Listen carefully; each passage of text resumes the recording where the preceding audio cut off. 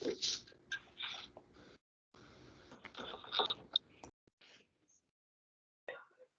you? My doctor's appointment?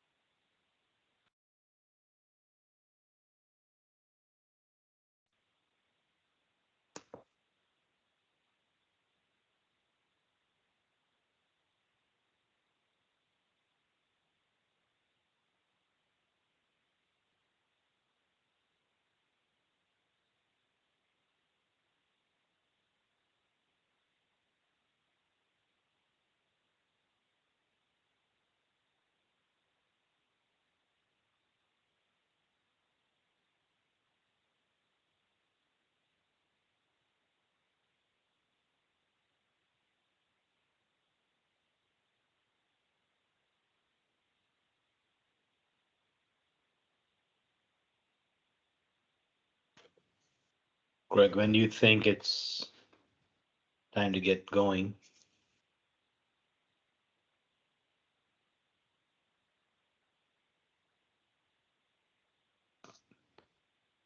He stepped away.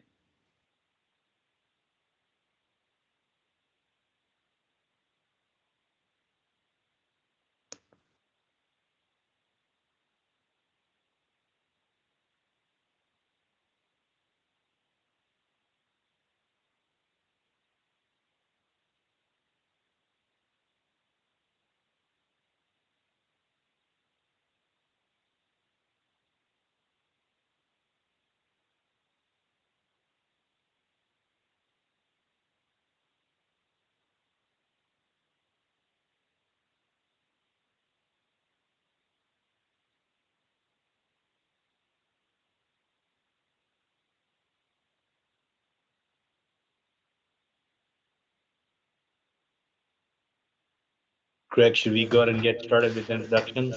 Sounds good. Okay, well, so good morning, everyone. This is Deval Dagley from Southern California Edison. Greg Klatt and I are going to be co-facilitating today's event. Greg is actually going to do most of the facilitation. I'm simply going to quickly walk through the agenda, and then we can get started. So we have three presentations and one update on the agenda today, in the sequence that I'm about to lay out. So first, Vistra is going to make a presentation, then CISA, and then LDE-SAC.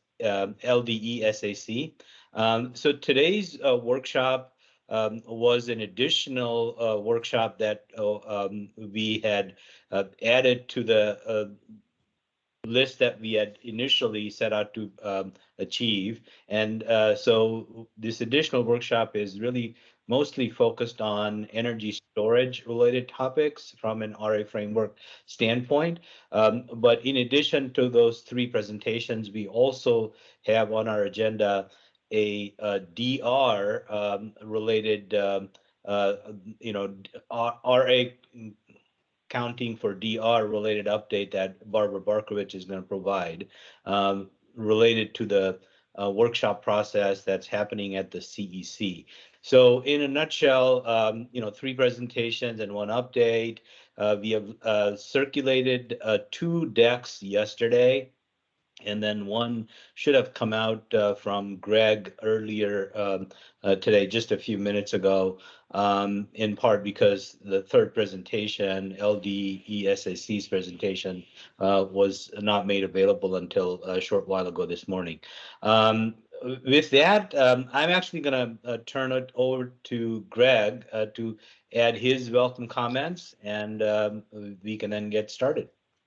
Thank you, Deval. Appreciate it. So we are going to be covering a lot of ground today in the sense that we're focused on storage issues, but having gone through the presentations, I could see that each of the presentations within itself does cover a lot of ground. So what I'm going to attempt to do is to impose a minor disciplinary restriction on questions. I'm going to request that folks, if you have questions for the presenter, please have one main question, and then I'll give you one follow-up question, and then we'll go to the next person on the list. And then if you have additional questions, go ahead, lower your hand and raise your hand again, so we kind of have a queue, and we're sure to get through as much of the questions as possible from all the different stakeholders. We'll see how that works, but that's my intent. And let me go. Kathleen Colbert from Vistra is first up. Kathleen, are you ready to go? Yes, can you I am ready to go. I shared my video. Let me also share my screen and see if you can see. Greg, do you mind confirming that you can see the slide deck? I can, and it looks wonderful. Excellent. Perfect. Well, thank you everyone for setting up this additional workshop. I know I was one of the voices that asked for it. I think the storage topic is really important, but it seemed to be distracting from some of the other equally important conversations, and so this is a really wonderful opportunity. I'm the Director of West Regulatory Policy at Vistra Corp, and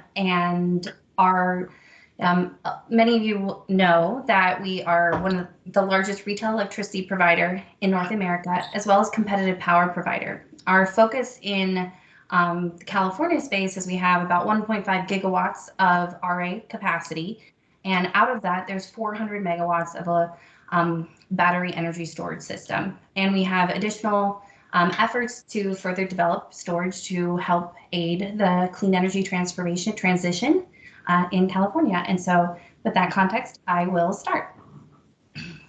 So I wanted to frame up kind of three general categories of questions that we believe have been posed through these workshops. The first is there a risk of inability to charge the storage fleet in advance of a period with risks of loss of load? I think this has been the question raised in most of the workshops repeatedly. Our perspective is that we don't see this as a risk anywhere in the foreseeable future. Long-term concerns can be managed through scenario analysis to establish a planning reserve margin that addresses this risk if it evolves and increases over time. The second main question that we hear is, okay, what operations should be anticipated from the growing storage fleet when considering behavior in RE year 2024 and beyond? And we threw out 2024 because that's when this effort would have an implementation date. We want to emphasize that we believe that the behavior we'll see, and we are already seeing, but we'll see increasingly, is multiple partial charge and discharge cycles across the day, as well as at least 2 possible full charge and discharge cycles. The third main question that I hear is, are storage RA resources accurately being valued for the reliability contribution they provide in their contracts as well as in the showings? We think that it is there are some valid conversations, but we believe that they are being accurately reflected today, with the understanding across the market that the point of interconnection limits are being respected, which is something that we have had a little conversation back and forth about whether it's explicit in some of the prior commission decisions. And I know I've reached out to some other folks to try and confirm that. And we believe it is in there, but it may not be incredibly explicit. So there might be some clarity worth making, but largely emphasize that status quo with that assumption, perhaps so, but it has to take into consideration the physical limits of the resource. So let me delve in. I'm going to delve into each of these 3 questions in more detail now. So my first section, let's talk about is that our view is that there are no near-term concerns that storage may not have sufficient charge system-wide. So let me delve into that a little bit. I understand that concerned with the rapid storage growth that we're seeing both today and in the near term, midterm, and long term. These concerns, as I've understood them, largely stem from fears that on a day with a risk of loss of load, the system will simultaneously experience low energy conditions such that excess energy is not available for the storage to charge in order to be able to help carry through those loss of load events. For example, I believe the 6 slice or 24 slice proposals propose to address this issue through directing procurement to ensure capacity is available to mitigate this risk. Alternatively, the 2 slice proposals, so the Gridwell's 2 slice proposal proposes that the IRP should capture these concerns, and that in the RA space, it is important that uncertainty scenarios are included in the loss of load expectation studies to be able to reflect the operational risks associated with this simultaneous event. By including it in the uncertainty scenarios, we can ensure that the requirements that are produced by the LOLE study capture this risk and account for it appropriately. Part of the reason, and I'll give some basis for why we don't see this as a near-term concern, but we do think the LOLE studies need to capture these risks as they evolve, is that the analysis we've seen to date shows that there is sufficient energy to charge batteries in aggregate as far out as we have reliable data, as seen in the CEC's midterm reliability report released this year. Any long-term concerns or evolving concerns can be addressed by establishing the planning reserve margin needed to meet a 1 in 10 based on a loss of load expectation study that includes scenarios for extremely limited energy supply conditions. Additional procurement directives for solar RA resources would increase over procurement without ensuring benefits being pursued can be realized in operations. And the reason by making that directive, you're only addressing one of multiple different variables that could drive the risk of a limited energy supply condition. And it's addressing it from a capacity perspective and not from an energy deliverability perspective. We believe that by making that procurement directive, it does not guarantee the reliability improvements that we desire. Mainly because there are many factors that could result in this limited energy supply condition, not just solar output. And I'll go into this in more detail in the next slides. I just provided a link. I want to remind folks that the source that we are discussing that you can use to delve into this deeper has a lot more content than I'm going to share, but I'm going to show some highlights. The CEC released the midterm reliability analysis report with their summary of their detailed study they performed, and encourage everyone to look at it. But I will give you some broad overview of that study and what it tells us. So the CEC analyzed scenarios to test whether there is sufficient grid energy ahead of a net peak to charge battery energy storage systems sufficiently to provide services during that net peak under increasingly constrained conditions. We believe that that is the same problem statement and question and concern that parties are raising in this effort, and this is why I think this study is really important. The CEC tested the ability of the system to support reliability, even if there were significant levels of energy unavailability. They did this by creating a limited energy scenario. They reduced the energy available on the system in their modeling by over 100,000 megawatt hours daily. How did they do this? Well, they made some assumptions. First, they restricted hydro output to hours ending 17 through 22. They also restricted max imports to the CPUC assumed levels of 5,000 megawatts. They also performed some sensitivities on this scenario. So you have, and I didn't put this in my bullets, but just to be clear, the modeling they did was using the midterm IRP fleet. So that includes that 11.5 gigawatts. So part of what they're testing is, with the IRP directives, do we have sufficient energy to support that? And I think that's an important detail, so I apologize for leaving that out. So what this study is looking at, go to the next slide, the two scenarios, the IRP order with 11.5 gigs, and then a limited energy supply condition. The base case they're comparing it to, the order, is in blue, and the limited energy supply scenario is shown in orange. The study's model produced, this is one of the summary charts statistics, and they looked at it from 23, 24, 25, 26, and 26 and beyond, which I also think is important. And to get more clarity, because we've been talking a lot about, well, is this issue right now? Is it in the next few years? Is it coming out 26 through 30? Expanding this kind of study to provide a little bit more granularity out to 2030, I think has value. That's something that I think we're considering asking the CEC to think about expanding the time frame. But what we see here is that when we compare the order versus the order's fleet's ability to charge sufficiently to maintain loss of load expectation, there is not a meaningful difference, a statistically meaningful difference between the fleet with that 11.5's ability to meet this 1 in 10 or meet our standard, whether the system is having a simultaneously limited energy supply condition or not. Simply put, you see those lines are pretty close. That is one of the main takeaways, is that when you constrain the energy supply on the system, it wasn't showing a meaningful impact to reliability up through 26. Something else that they did, which I thought was really interesting, was they performed sensitivities on that, looking at the solar output, P15, P30, and P45 reduced output.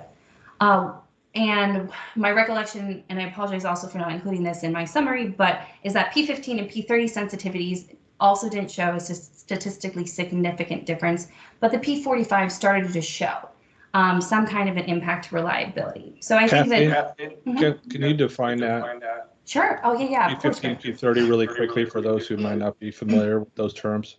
Yeah, and you can think of it similarly to what we've been discussing with exceedance. So when I think of, we mentioned, what's your exceedance level? A 50%, what is the 50% of all data that you're seeing in a data distribution gives you your 50th percentile. A P15 will give you your 15th percentile. Your P30 is your 30th percentile. And P45 is your 45th percentile. So, and thank you for asking for that. So what this should mean to us is that the CEC was looking at, and they did this as the inverse of, so what is the 85th percentile would be kind of the reduction of, because you have to, this is a reduced output. So by looking at all the historical output of PV, reduce that by 15% will give you what is a historically expected or historical output of PV. Reduce it by 30, it reduces it even further, and by 45, even further. So getting close to that 50% exceedance that, if I recall correctly, I think the survey results showed there was some favor for that 50%. That's fairly consistent probably with something along the lines of P45, reduced output. Depending on what your sample size is, your time period, they'd all have to be consistent for that to be about the same, if that makes sense.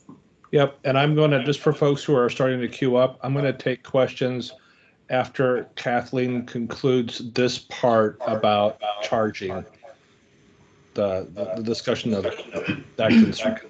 Great, and I'm almost done with that, so let me breeze through. So the main findings that we understand from the report is that the CEC found energy sufficiency to support charging unlikely to be a constraint with the IRP portfolio directed for the midterm reliability, i.e. the results of the energy limited scenarios were very similar to the non-energy limited scenarios. And I already showed this, so I'm just gonna show it again.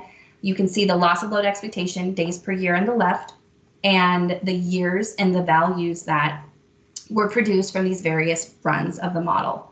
The main takeaway I want everyone to take, I think that was, sorry.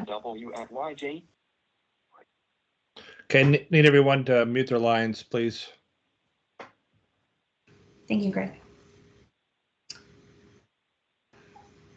Our proposal, just to emphasize, is that we discussed at one of the earlier prior workshops, is that we are proposing that it's reasonable to include this risk. in a loss of load expectation study. As I mentioned, we believe that issuing a procurement directive directly to solar doesn't factor in the other variables that can drive a limited energy supply condition. Hydro imports, for example, if you recall the July 9th challenges that we had in operations were really driven by the bootleg fire, resulting in a reduced transfer capability on our interties into California. And so Kathleen, yeah. Now we're getting into addressing and solutions. So why don't we just take a brief break from the flow to see if there are any questions that are specific to what you presented thus far in terms of the limited risk for energy not being available to charge storage. So Doug, you're up first. That's fine. Thank you. Get myself off mute here. Hey, good morning. Yeah, Kathleen, thanks for presenting. And I really appreciate a lot what you're saying and bringing the Energy Commission study, and I think that's a really important one for us to be looking at. But I guess I had one comment or observation, and that is, I think I'm not sure that collectively we have clarity on like what RA and IRP do respectively. My sense, I guess conceptually, the way I've been thinking about it is that the RA construct that we come up with needs to guarantee that Kaiso has enough resources to run the grid if every resource that is not under RA contract or not shown fails to show up. Like if you've only got the RA fleet, you can keep the lights on, and sort of one of the things that follows from that is that, like, yeah, I think you're absolutely right that, you know, IRP is showing 24 and beyond, we're going to have enough resources. We're probably like the crisis will have passed and we'll be in great shape for battery storage charging. But I still kind of feel that like whatever our RA construct is needs to like have that charging capacity also like in the mix.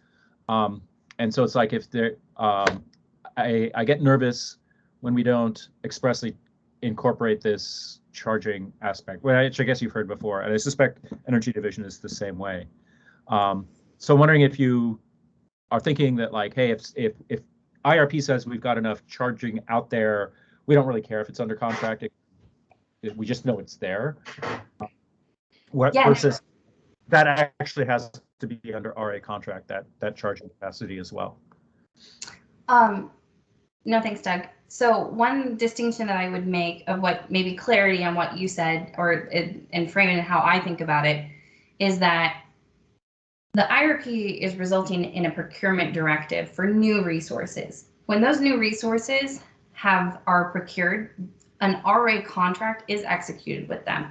So to your point about let's be careful about what the different roles are of IRP versus RA. The way that I look at it is largely IRP is executing RA contracts or contracts that include an RA obligation with the resources that have been directed that allow for new resources to come online to achieve that compliance. Versus resource adequacy framework is largely saying, I'm receiving this fleet and that we need to ensure that this fleet has their going forward costs and is continued to incentivize to commit to providing this reliability service going forward, even after the term of their initial new contract rolls off.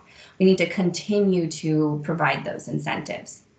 So I think that the CEC study is actually really strong because it's saying, it's looking at the fleet under IRP that will all have those contracts that you're mentioning.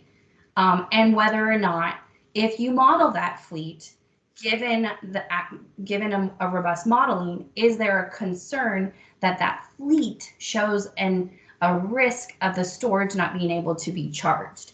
And so I do think it's the same. I think it's a very, very similar question. I'm not an expert in this study, so I don't want to talk too far.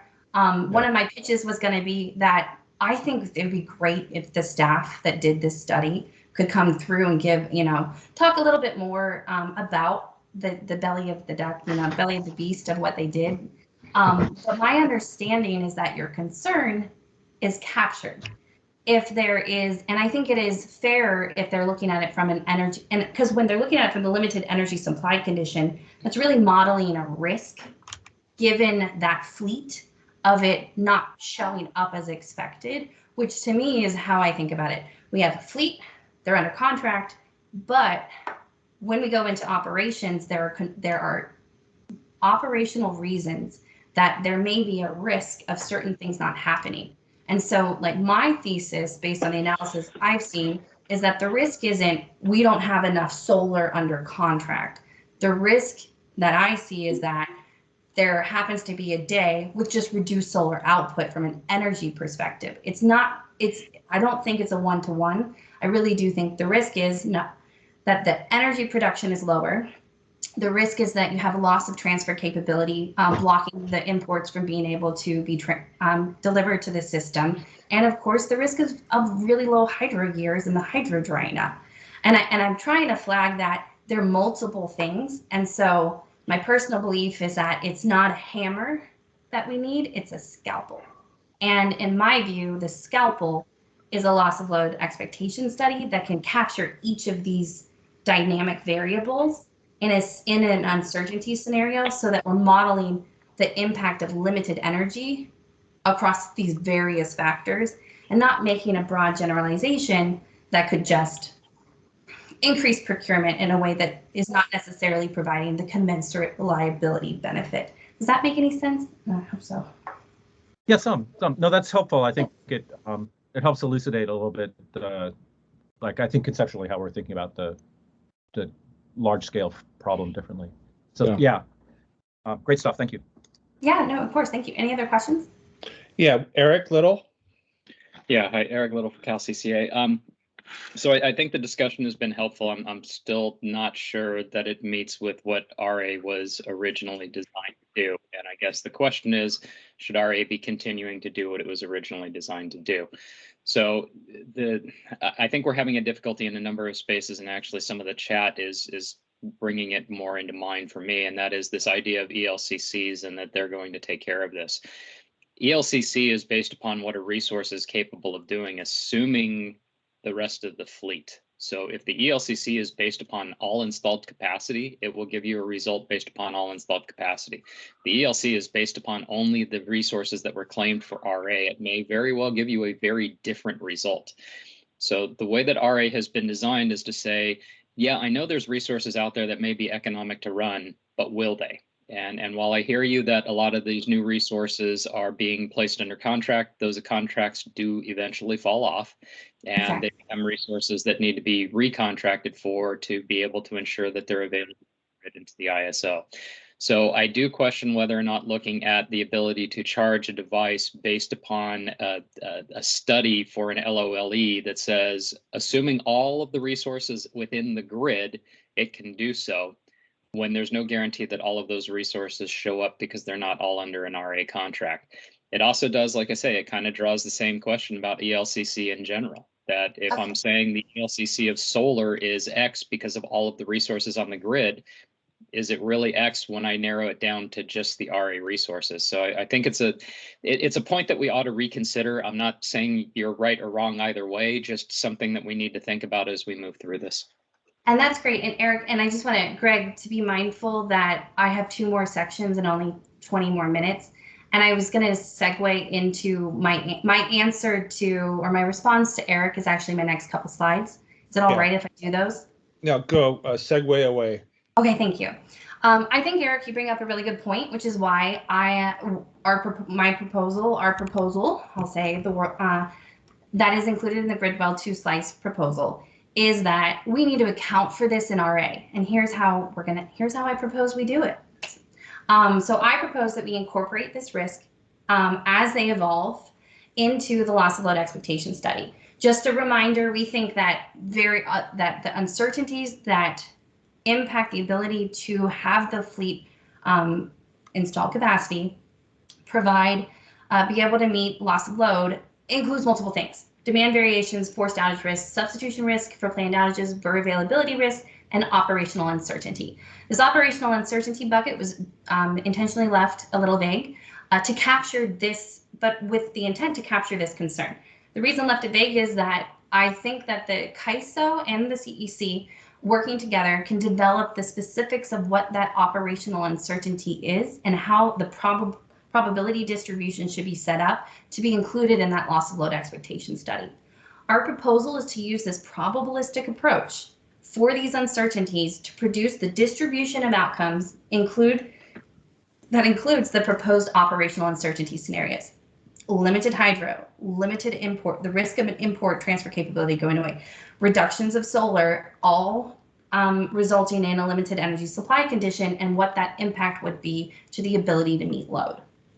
By including, I should also note, could also include sensitivities, further sensitivities if identified that those are needed to perform even a more conservative approach. By including the probability of the operational risk occurring, triggering a loss of load hour, the LOLE will address the risk due to the storage fleet growth. To be very, to speak bluntly, the loss of load expectation study would produce the total generation capacity needed to meet the 1 in 10. It is completely appropriate to start this study with what your installed capacity is, and in our proposal we even say and planned resources that have an executed IRP contract for the specific target year to identify if we can meet a 1 in 10. That total generation capacity becomes the RA requirement. If there are resources, if that generation capacity exceeds the amount of resources that are on RA contract, that is what the RA requirement is saying, that LSCs need to go out and execute RA contracts under the RA paradigm to ensure that the entire total generation capacity needed is associated with an RA obligation. So thank you, Eric, for bringing up that concern. That is exactly what our proposal is trying to cure here. You have to go from that study to a generation capacity amount and go and execute those contracts to ensure that even prior contracts rolled off have new contracts associated with them. Risk management requires managing these various drivers that I've mentioned: risks of low hydro, risks of produced solar or wind production, risks of loss of intertie transport capability. By including the probability distribution of these various uncertainties, as well as sensitivity scenarios, each iteration of the LOLE can capture expected risks more accurately than making an oversimplified assumption. And I'm just I have 20 minutes, 2 more sections. Greg, do we have, I can't see that, do we have hands raised? We do not have any hands raised. Let me at first ask, okay, Deval has a question, but let me first ask you a question, devil's advocate. Sure. If through the LOLE study, you see that you're trying to make sure that there is enough capacity under contract to ensure you meet the loss of load expectation metric, and that will make sure there's enough capacity under contract to charge the batteries. Is that a fair encapsulation? Yeah, that's right. Okay, so maybe not exactly right, but devil's advocate here, why not simply have it as an explicit requirement then? What's the downside from your perspective of having an explicit requirement as some parties have proposed? Well, the downside, to speak very bluntly, is that if you have an explicit capacity, I do think this is an energy risk. It's an energy risk that is a function of multiple variables, where it could not necessarily be the solar reduction driving the limited energy supply. So one explicit weakness, in my view, is that if you are taking this complex multi-driver system, there's multiple fundamental drivers driving this outcome of limited energy on the system to charge, and you've only picked one of the causes, we could be relying completely on trying to mitigate some risk in solar when it's really the other factors that may drive the limited energy supply condition in an operational time frame that would produce the risk of the storage not charging. So the risk is that you have a very precise metric to try to address the problem that may, again, provide a very precise result in terms of the accounting, but it is an inaccurate result, and there could in fact not be sufficient resources, notwithstanding the accounting that shows that there is. Correct. And I think that the sensitivities on the solar output that were performed, the CEC study, kind of helps provide some meat around that. Even if you tune the solar within the modeling that captures these other drivers, it didn't have a significant impact, which says to me that I'm not ready to commit to solar being the drive, enough of a main driver where it is the only cause worth pursuing for a risk mitigation. The second reason, that the second main weakness, is that this really is, again, energy, and insufficient energy. Let's say in a operation work, in a specific real-time operations where deliverability is able to occur, you had insufficient energy, you would be paying energy costs for any incremental energy needs to charge the storage fleet. If we make a decision to direct, not only do I think it may not result in the reliability improvement, that's what I mean by it may not actually help ride through any kind of loss of load, but it will also result in paying capacity costs for an energy need that are much more costly, and it will overvalue the need that's more complex. It would be done through capacity payments instead of energy payments, and at a very base level that does not feel fair or just, reasonable, or fair to me, to shift that responsibility onto consumers without the certainty that it will ensure reliability during those events, which at this point, studies don't support that conclusion for us. Deval?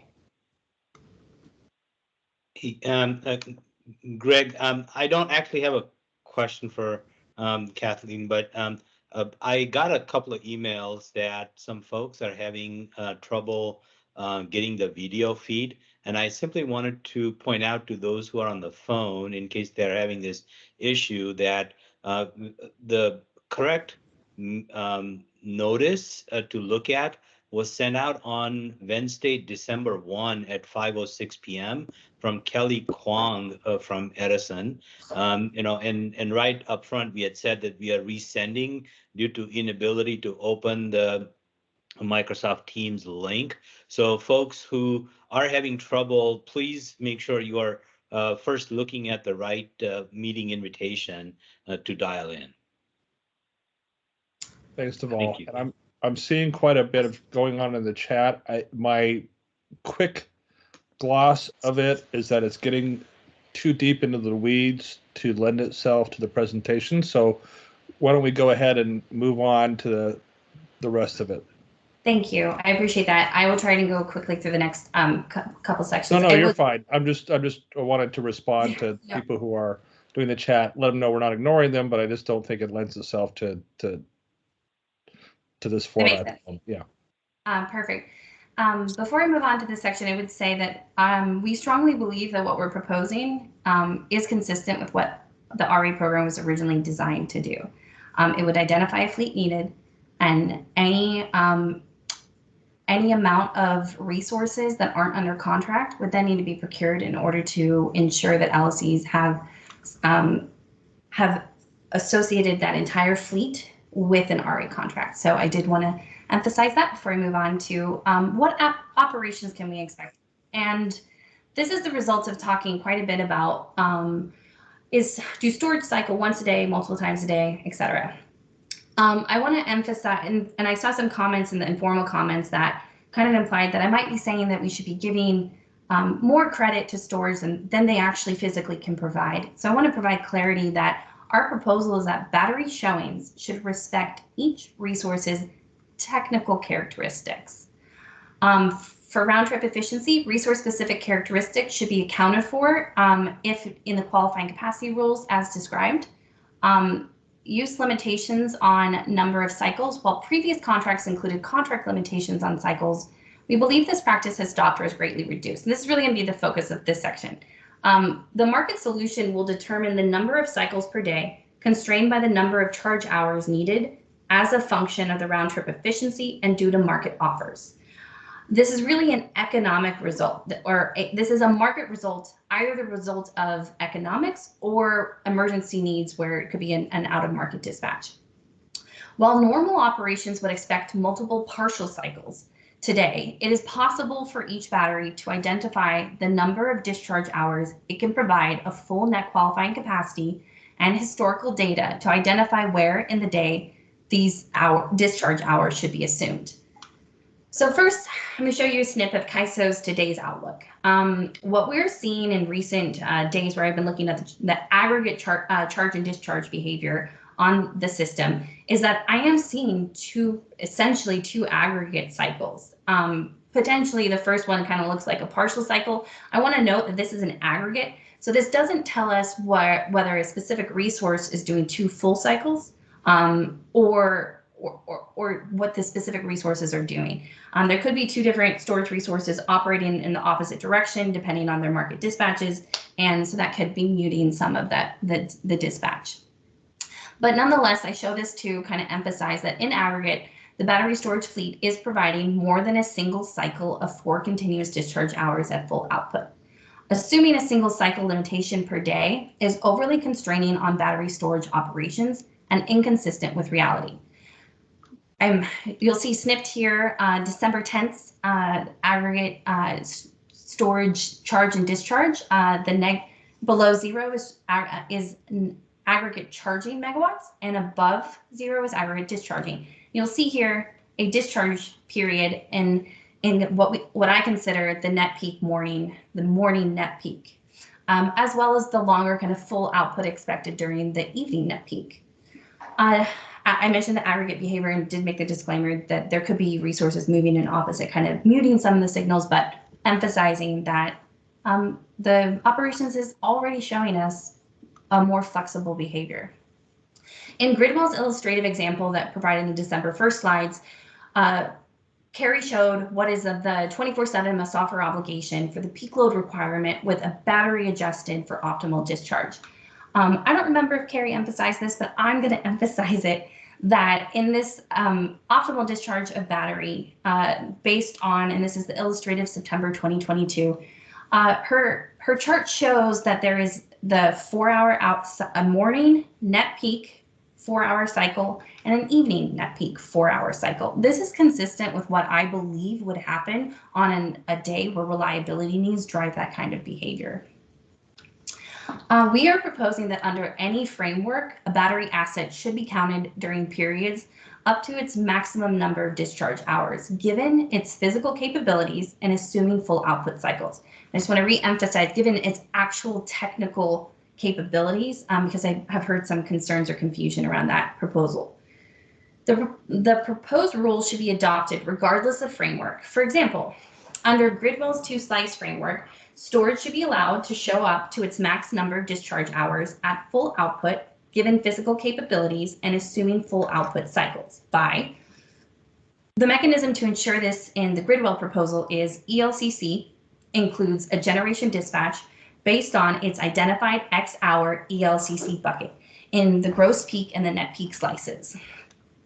One thing I wanted to clarify is that I think in our last presentation, not the recap, but the one prior, the December 1st one, Carrie and I kind of talked through the requirement proposal, that it would be based on an annual or ideally annual, at least every 2 years, LOLE study that was filed with commission, open to stakeholder input and review, and done and explored and approved through a robust stakeholder process. Our vision for Elcc is that it would be done similarly to that. Once the LOLE results are approved by the commission out of a robust stakeholder process, the Elcc study would be performed after that as well. And that would be subject to allow for robust stakeholder participation before being finally approved by the commission and used in the RA paradigm. Another thing clarity we wanted to provide is that including in the Elcc the right X-hour buckets is really essential, and that's what our intention is. So for example, if you had a 4-hour storage, that would be in 4-hour duration bucket. If you had an 8-hour storage, that would be an 8-hour duration bucket. And just conceptually for everyone, under an Elcc program, the longer your duration, the higher your Elcc would be. depending on the number of loss of load hours. In a very basic way, let's say that there are only 4 loss of load hours identified on a given day. Well, then the 4-hour duration and the 8-hour would have the same ELCC value. But if there are 6 hours of loss of load risk, well, now the 4-hour isn't going to fully meet that, and it's going to have a lower percentage than 100%, but the 8-hour would, and it would have 100% ELCC. That's a very general explanation, but I hope that makes a little bit more sense to the group. Under either the 4-slice framework or 24 slices framework, storage should be allowed to show in slices up to its maximum number of discharge hours, again, given its physical capability and assuming a full output cycle. We agree to that assumption. So for example, 6 4-hour slices should be shown for at least 2 slices unless physically limited. I provide that, I'll just show this again. Even under a 6 4-hour slice framework, should be in at least the 2 4-hour slices, morning net peak, evening net peak. 24 slices shown for up to 12 hours a day, respecting the round trip efficiency unless physically limited. I agree with what Brent said on Wednesday. Generally speaking, I think of a battery as being able to provide, depending on its round trip efficiency, but let's say 11 hours of discharge because it has to charge a little bit longer to get there. So shown for up to 12 hours a day, but agree, let's say 11, respecting given that round trip efficiency. Under an SCE framework, the way that I think of it is that you would have 3 records input into that table that they keep presenting. Each of the records would represent the discharge period. A morning at peak, perhaps a 2 or 3 hour period of availability in the middle of the day, and then the evening 4-hour net peak. Just to give an explanation of how I think it's easily implementable under both of those frameworks as well. And so really we think this is a concept that can be adopted and tuned to each of the frameworks we've been discussing. Let's take some questions, and I'm gonna give you an additional 5 minutes or so if needed to complete. So Julie, you're first up. Julie Pochnik. Thanks, Kathleen, so much. Really appreciate the presentation and glad to hear you today. Question for you. Julia, I said Julie. That's okay. Thanks for correcting it. Hi, everybody. Good morning. So on the slide with the ISO December 10th, so let's say you go past 12 hours, if given the RTE, can you still look at the single day for charging sufficiency? I think we're going to need multi-day, right? If you need it, so if we had a multi-day event, you mean? Like, or even just hours for like more stores, not a 4-hour, not an 8-hour, but like a 12-hour. Yeah, needed more. So I think that, well, this chart may not show that, and this may be too in the weeds, but the Kaiso actually does longer runs. So for those, the Kaiso can do up to 7-day advanced ruck runs, but they generally do kind of the next day and they do a D+2 run. A D+2 run is a 48-hour run. And so I think oftentimes you'll hear people say, oh, the Kaiso only looks at 24 hours. That's not actually true. I know that's an ex-market operator, but so it's not actually true. They do look at the bridge across the day, and there are things that operations does to ensure that there is a reliability concern that they identify going into the next day, that they bridge resources even if the market doesn't do it. And so I think from an operations perspective, the Kaiso's on top. Like the operators are on top of the fact that they need to potentially cover multi-days or reliability needs that extend through midnight. So and so just to get at that one piece, but the other thing about, I'd say just to tune this to our proposal for ELCC, it is really a function of what are the number of loss of load hours. So if the loss of load hours that occur within a day exceed 8, let's say that it's 10, an 8-hour storage is now going to not be able to carry load through all 10 hours. And so it's going to have a lower ELCC percentage than 100%, but a 12-hour duration would. And so one of the things that, and this is more of like my belief, and I've been participating in a couple different ELCC efforts over the last like 5 years or so in different markets. And I really strongly have advocated and believed in the X-hour duration concept when it comes to storage, instead of thinking of it as we only have 4-hour today, we only have 8-hour. I think that when we start to identify technologies and say, okay, this technology is going to be 12. You get a 12-hour bucket. Like if 6 hours, you know what I'm saying? So it's very tunable, and I like that about it. Yeah, that's one of the things I like about it. And what you're reiterating too is just the importance of the interagency and the coordination of what's going on and all the data sharing there. So as earlier this week. So thank you. Yeah, no, thank you. It was a great question. Thanks. And Chris Devon. Yeah, hey, thanks, Chris Devon, Customized Energy Solutions. Can you guys hear me all right? Yes, sir. Yeah, I just had a quick question on something you said, Kathleen. It sounded like you said you guys would propose that the PRM study kind of be done, LOLE PRM study kind of be done, and then an ELCC study. But that just seemed a little bit perhaps out of order in my mind, where you might need to do that the other way. Do you have any thoughts on that, or? I do, and thank you for asking. I mean, I have my other slide deck open, and I'm trying to jog my memory, but our thinking on it, and I want to highlight what you're saying, Chris. So the LOLE study is, in order to ensure that there's confidence and accuracy in it, we need to also be confident in our net qualifying capacity rules for each of the resources that we're modeling under that to get to that total generation capacity needed. I think that's what you're getting at, right, Chris? It is, yeah, and I just was kind of wondering about just the way that you had described the iterative nature of it, and when how you would do it in either the PRM LOLE study first or ELCC study second, that sort of thing. Just curious as to the thinking behind that order of operations. Yeah, so my thinking is for the first, there's a bit of a transition, but for the first year, you need to do the LOLE study first to get the LOLH hours so that you can come to what is a reasonable ELCC. And I frame it in that order because I don't believe we have confidence in the ELCC values right now, because we don't have confidence in what LOLH hours are being identified. So we got to kind of do the update first of the LOLE and then set the ELCCs. I do believe that, like, ideally, I think this should be recalculated every year in the annual RA proceeding.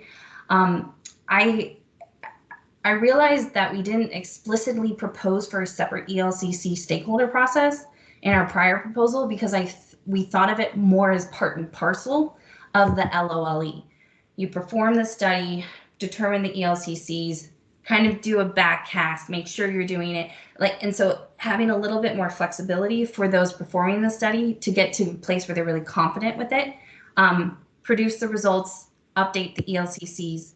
The next year's LOLE would use the prior year's updated ELCCs as the initial LOLE run to determine if there's any change to loss of load risks, and then update the ELCCs. You could again do just kind of like a backcast, make sure that the requirement is being produced accurately, but then it sets both the requirement and the ELCC update for that year, and then it feeds in every year. And that's part of the reason I think annually makes a ton of sense.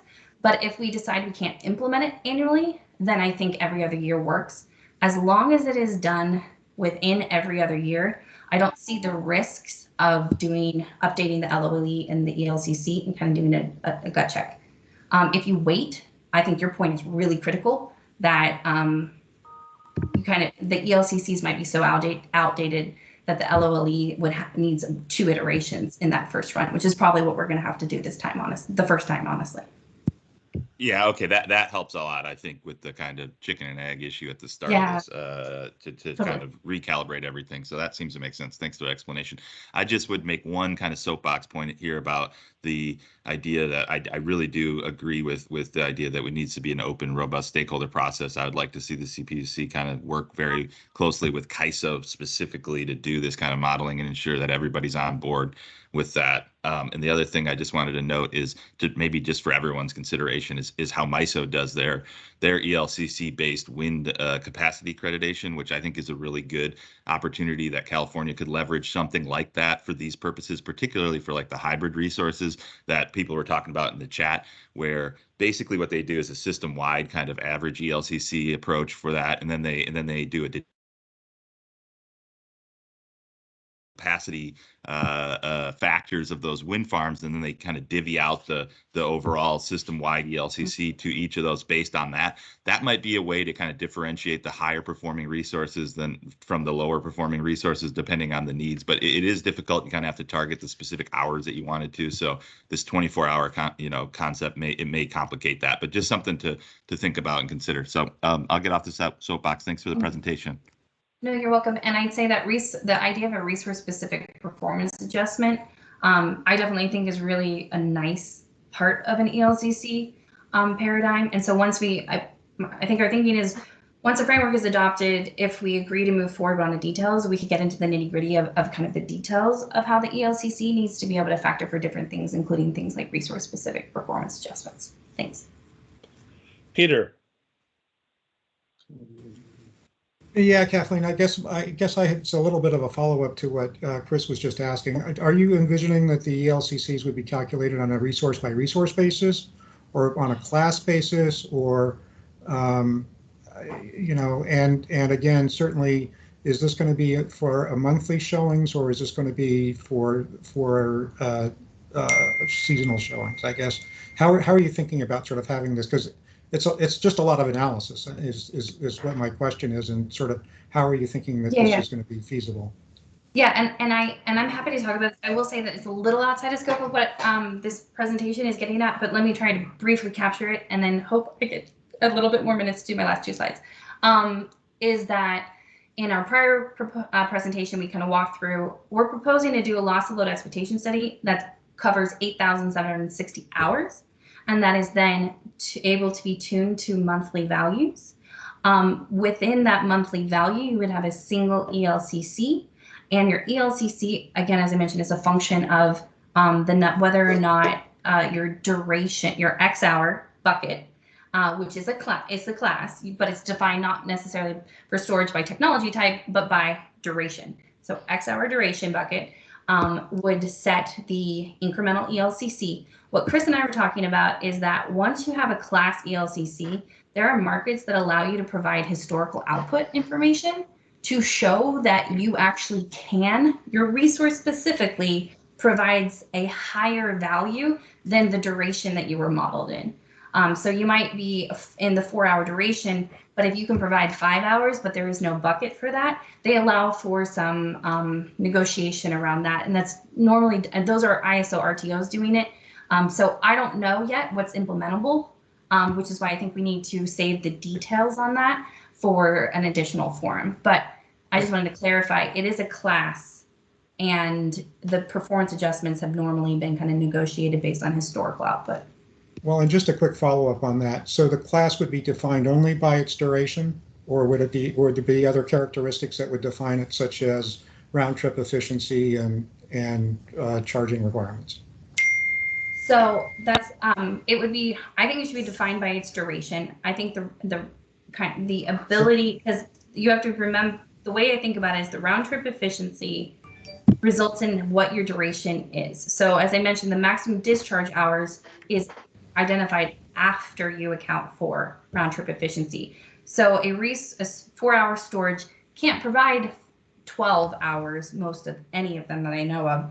It can only provide 11 hours. So, but it's non-contiguous. And an ELCC, it's different than slice a day, where you could say, okay, it's 11 hours. It's up to, if it can only provide up to 4 hours, then that is the bucket it would be modeled in. But the 4-hour discharge is after round trip. You have to charge a little bit longer to get that stored energy. But once you have it, your discharge is for 4 hours.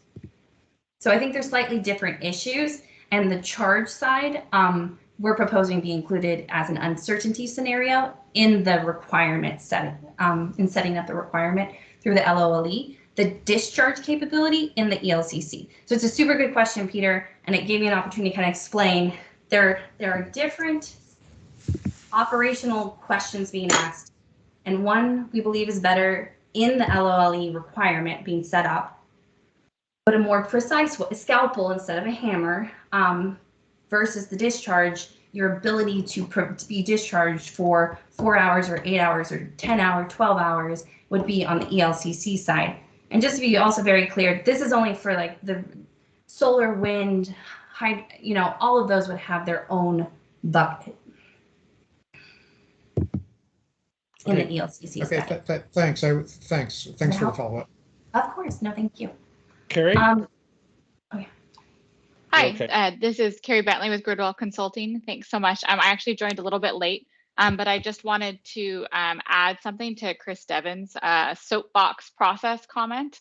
I think it's going to be incredibly important in the framework write-ups to include basically what he said for the CPUC consideration. I don't think it's good enough just to say this says ELCC, this says exceedance. I think we'll need to include as part of the Gridwell framework an exact process. The details TBD, as Kathleen said, but that stakeholder-driven process must be part of the commission determination, because I think that's a key benefit actually of either proposal, is that to require the state to invest resources and evaluating resources contribution to reliability a bit more. I think we saw pretty unfair results come out of the IRP midterm ELCC. And I think that was directly due to lack of stakeholder involvement and process. So in my mind, that will be a key aspect, certainly of Gridwell's, and I hope of SCE's proposal. Thanks. Thanks, Carrie. And so, Kathleen, go ahead and finish up. For the other presenters, don't worry, we have enough slack built into the schedule that we'll be able to provide the same type of attention to the other presentations. Thanks, Greg. And I only have 2 slides, and I'll go very quickly, so I should toss it back. On the net qualifying capacity piece, we talked a lot about county rules. I just wanted high-level principles. Re-emphasize that RA products are still bundled today. So any net qualifying capacity proposal needs to apply to all the RA products. It feeds down into the EFC, effective flexible capacity too, based on how that's calculated. So let's just keep that in mind. Also that for storage, net qualifying capacity should be a reasonable estimate of battery energy storage's capability to discharge during periods of need on demand at full output, sustained for up to 4 continuous hours. That is the current rule. I'm just re-emphasizing that is what we support that. Net qualifying capacity rules should not include, and this is a new point in principle we want to be clear on, should not include restricted operations. Can you ask people to mute again? Yeah, there's a lot of noise. Someone's squeaking. I don't know if it's a dog or a chair. Squeaking / whining. Squeaky wheel gets the grease. That's for sure. Okay, sounds good. So we don't believe, so the restricted operations of a battery energy storage system due to warranty or cycling costs should not be included in the net qualifying capacity rules. And the reason for this is these are economic signals. They are not physical limitations. They're not technical limitations. The economic impact of operations should be in market offers. And the dispatch, the Kaisos dispatch, should reflect the need for that resource given that increased cost level of the increased operation that the market is asking and needing from that resource. While I say it should be in market offers, I also want to be clear that if mitigated, it should be in the mitigated offer as well. And that is done through resource-specific negotiated operations and maintenance costs with the Kaiso. Net qualifying capacity for energy storage should be the output level in megawatts at which the resource is capable of discharging at full output for 4 more uninterrupted hours limited by the POI. We believe this is really clear for hybrid and co-located. We also believe it is the practice for standalone storage, but it's less clear in the 2014 decision that the same limit, POI limit consideration, is being applied to standalone storage. So just emphasizing that point, and that it should be clear in any kind of future update to the RA compliance guide that applies as well. I don't actually see this in any of the kind of compliance documents, and that might be helpful to note. If incremental ELCC were applied to batteries, the ELCC percentage should apply to both the net qualifying capacity and the effective flexible capacity. You could also do this through applying it to the NQC and ensuring it's applied to the PMIN RA so that when the calculation is done for EFC, it is factored in, or you could do it after the fact. There are options open to what the Kaiso believes is best. And just to summarize again, what we're trying to emphasize is the commercial reality that system local and flex are bundled. So we need to be mindful about the NQC, and any changes to NQC need to apply to both. Factors that are really economic signals need to be handled through market offers, and the dispatch should reflect that, not through limiting the amount of the resource showing that it can provide or its must offer obligation. And that if ELCC will just naturally apply if that's what's adopted by the commission, and it would apply to both NQC and EFC as determine what the best implementation route. Any last questions? Bridget is teed up. Bridget Sparks. Hey, Bridget. Thanks. This is Bridget Sparks on the Kaisos. Can you go back a slide? Sure, of course. So, I mean, I understand that like warranty and cycling costs definitely should be included in the bid, but if we're going to be moving to allowing multi-cycles to count, I think we might want to put in a little bit of a guardrail that either some sort of attestation that the contract doesn't limit the resource to 1 cycle per day, or the warranty doesn't restrict the operation to once per day. Like, I think the counting rules should be reasonably reflective of what the resource will be doing operationally. So, you know, I get that, yes, those things are economic, but I would hate for us to be in a situation of overcounting storage if we would never be able to get the second cycle because, you know, the warranty disallows it and the cycling costs are, you know, at the bid count. So, you know, I think to the extent that, you know, you kind of mentioned that the contracting practice may be going out of favor of, you know, restricting storage to 1 cycle per day. But if that's true, then it's an attestation that says, yes, I can definitely do multiple cycles, then it's just unreasonable for me to count for more. So, yeah, so I just worry that. I understand. And just in time, can I respond quickly so I can throw this back? Because I do understand your concern. Is there anything? No, that was it. Okay, great. So I think you raise a really good point. A couple of things, Bridget, is that so in commitment cost enhancements phase 3, the Kaisos has set up a policy that's really, really specific that limitations that are based on contracts are not allowed to be represented either as a registered use limitation or to be reflected in opportunity costs. And I would take the same stance and kind of apply it across the board. There's some pretty specific reasons and a long history there that I'm happy to share with you. I was on the team that implemented that effort and did the policy. That's a rule that applies to conventional resources. I take that policy and believe it is consistent that it should be applied to standalone storage and hybrid and co-located as well. If the Kaisos were to deviate and believe that contractual limitations are now appropriate to be considered as something that should be respected, we will need to do that for all resources to avoid any discriminatory concerns. So that's my first thing to just make sure we're really mindful of for contracts. So if it's in a contract that's not appropriate or consistent with Kaisos policy to be considered an actual limitation at this point in time based on the standing precedents. On the second piece, though, on warranty, we have to, yeah, one more comment. We're way over time, so, and I think we're getting into more detail than necessary at this point.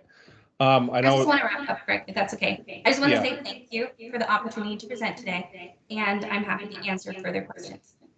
Okay, so let's hold any questions. Nick, actually, you had your hand up. I want to give you a chance if it's a relatively. Greg, I'm happy to hold it to later Q&A.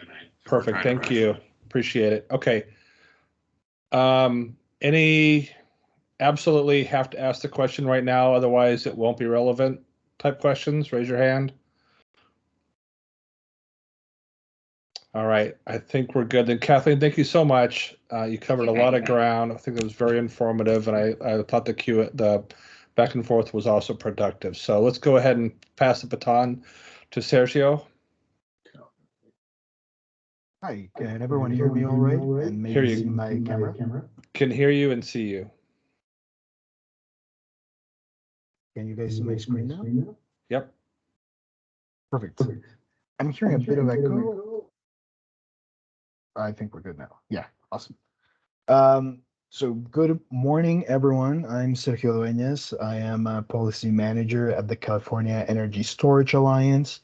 We're very grateful to have the opportunity to present today, and to the co-facilitator team as well for reacting to the comments of several parties, asking for a dedicated time for storage. We do think this can be very productive, since there's a lot of different ideas out there, and we really want to get a better sense of how that affects this very important resource class.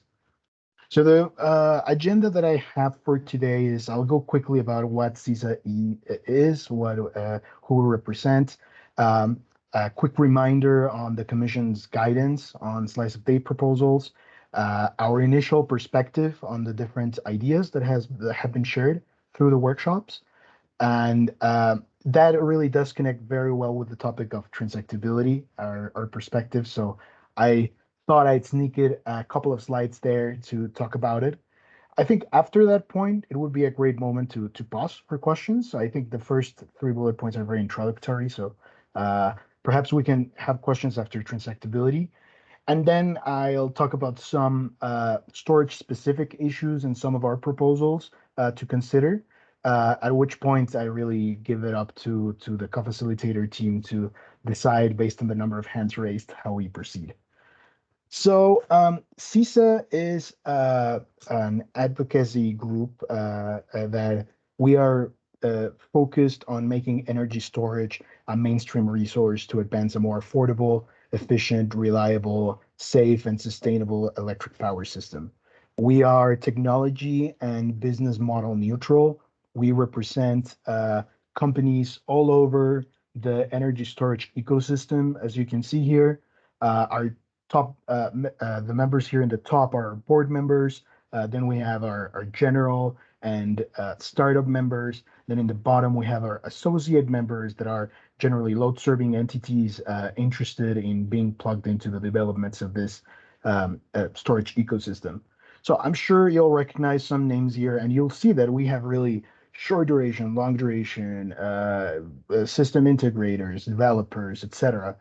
And because of this, we really are very much focused on advancing tech and business model neutral policy in the state. So a bit of a reminder, and also to contextualize our thinking here, I wanted to share some of the guidance that the Commission gave parties in decision 2107-014. As you can see here, most of the principles are very much laid out so that we balance trade-offs or potential trade-offs between, for example, reliability and cost, addressing sufficiency while advancing our environmental goals, and perhaps most importantly here, getting something granular and precise that it's also simple and transactable, and all of this by 2023. So in this context, I think one of the key areas of focus we've had is at CISA is thinking about how can we identify in a very precise way hourly RA needs in a way that is also simple, that is reasonable, and that advances California's environmental goals. I think here we can see that a lot of the intent of the Commission really is they're well aware that there are more periods of grid stress than only a single point estimate of the peak, for example, and we need to start considering that in a more specific and clear way in our framework. So with this guidance in mind, I'd like to give you some of our initial thoughts on slice of day frameworks and proposals. So first of all, as you saw in slide 4, we are definitely a big organization representing over 100 members all over the ecosystem of storage. So we're still in the process of getting full alignment and buy-in among our membership. This is mainly because our membership base is quite diverse, representing people front of the meter, behind the meter, a lot of hybrid developers, not only people thinking about renewable hybrids, for example, well, hybrids with renewable generation, but also retrofitting existing resources, conventional resources. And of course, I think a more clear tension when we think about an hourly or any RA compliance framework, we also have short and long duration members and commercial and emerging members. So for all of these resources, RA is a critical value stream. So we have been trying to get a bit more clarity and specificity in proposals so that we can really understand what are the implications for contracts, for business decisions, and for deployments, so that way we can ensure that transition uncertainties would be minimized and then we can keep up with the ongoing procurements. As I'm sure you all are aware, storage is set to be one of the key asset classes to be procured with all of this midterm reliability procurement, for example. So really understanding the implications of these proposals is absolutely key to have the industry show up and continue to support reliability as it's done this year. So with that in mind, the views and perspectives that I'll be expressing today are of CISA staff alone at this time. They're not definitive, and they still will continue to evolve as we keep discussing these issues with our membership and also with other parties. And really what I want to use this time here is give you some of our perspectives, some of our concerns, and more importantly, share some of our ideas to get feedback from all of you guys so that we can keep advancing in this very not fully weedy subjects, but very important elements that we need to start figuring out. So with that, I'll like to share some of CISA's initial perspective on the different proposals. I think this won't surprise a lot of people that have been following the workshops. But broadly, I think staff is aware of the potential deficiencies or risks of having a SOD framework with multiple hour slices. Particularly, this may create counting inaccuracies, specifically for VDRs. It can create substantial inefficiencies since it's likely to overestimate the capacity necessary to meet the desired PRM relative to, for example, an approach with hour-long slices or even less if that would be possible. And in the end, that can drive additional cost to ratepayers. Now, something notable is today we have in essence a single slice approach, let's call it.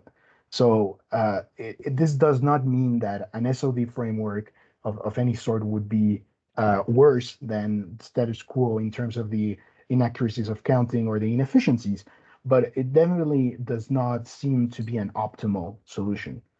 And really, these effects that we see when we have multiple hour slices are mainly due to the fact that we're overlooking variance by capturing more data in a single sort of sample, right? Each slice can be imagined as a sample.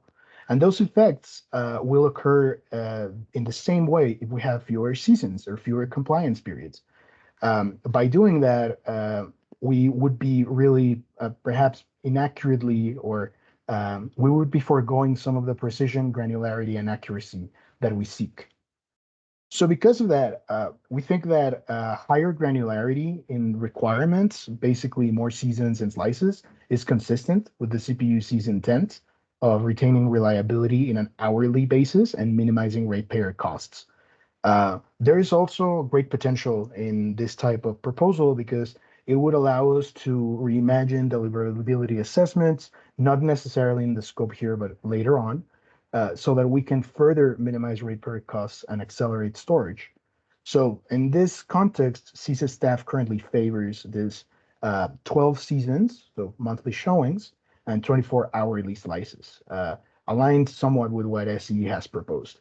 Some of the benefits we see under these arrangements is that contracts would remain monthly, resources would still be able to sell fractions of their resource to different off-takers, and storage of different durations could be valued, although as I'll touch upon later, it's still unclear specifically how we're going to capture that value beyond the showing and the compliance showing for the Elcc. So I'll touch on that in a moment. Importantly, for this 24-hour slice approach to work and to be consistent with the current bundling of all array characteristics and the 24/7 must offer, SCE has underscored that it's very important to keep all attributes and capabilities bundled. The idea would be that resources could continue to sell portions of their capacity to different load serving entities. That's good. And it would avoid 24 showings per month. However, it could substantially limit the transactability of assets. Actually, it seems from our perspective that this really does seem to sort of lock the asset if it didn't parcel itself out to sell to different buyers. Really, the asset won't be able to be utilized fully if one LSC is short and another is long, for example. So in this context, we've been thinking a lot about, well, we see efficiencies, we see benefits, and we see how this proposal aligns with the direction of the commission. But it does seem like we're leaving something on the table by not thinking a little bit more creatively about transactability. And because of that flow, I'll go into that topic prior to getting into the specific storage issues. So I think as a bit of storytelling in a way, when PG&E initially introduced this idea of the SOV framework in track 3B, I think it was 3B when this started, not even 3B2. When they introduced this idea, we thought, and several parties I think were pretty enthusiastic by the logic of, hey, different LSCs would be able to trade by slice. So that way, we're using resources in a more effective way, in a more efficient way, and it would also value or recognize the value of resources that are incrementally flexible, or that, for example, can do incremental cycles, and that could price that into their bids. So we were quite enthusiastic about the prospect of this enhanced transactability. However, since we've been talking about this through the workshops, through comments, and all this, I think lots of parties have found that it could be very complex to achieve this given the bundling of RA and the 24/7 must offer. So in this context, CISA, we've actually advocated for the continued consideration of unbundling for several years now in the RA proceeding. And it seems that, first of all, this is something that the Commission recognizes would be very complex. Second, it would affect not only the system RA market, but now also the local RA market, which has its own rules, its own challenges. So unbundling might be quite complex at this point. In that context, CISA staff is open to exploring other means to unlock transactability without having to rework the bundling of RA products or the must offer obligation.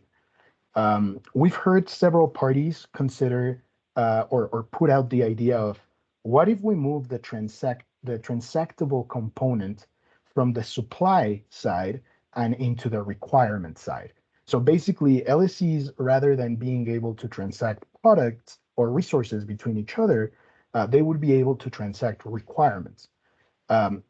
We think that this idea has a lot of promise, and we do encourage parties to work along with us, with staff, with CISA staff, to explore how we can do something like this, mainly because today's framework, the status quo, let's say, does allow more transactability than what we would have if there's absolutely none option to do this. And that can really result in not only over procurement and costs, but it could also erode a lot of the benefit of having, for example, load diversity that is already considered or baked in the proposals, for example, by SCE. So because of that, we do think that considering increased transactability through the transaction of requirements should be something that parties should pay more attention to, and that would welcome the opportunity to work with you. We know that SCE has not advocated for including this, but they're not opposed to including it. And this could bring substantial benefit to a lot of particularly smaller load serving entities. Okay, so that is some of the thoughts I wanted to share on transactability. I see that there's no hands raised, but I'll still pause in case someone has some reaction.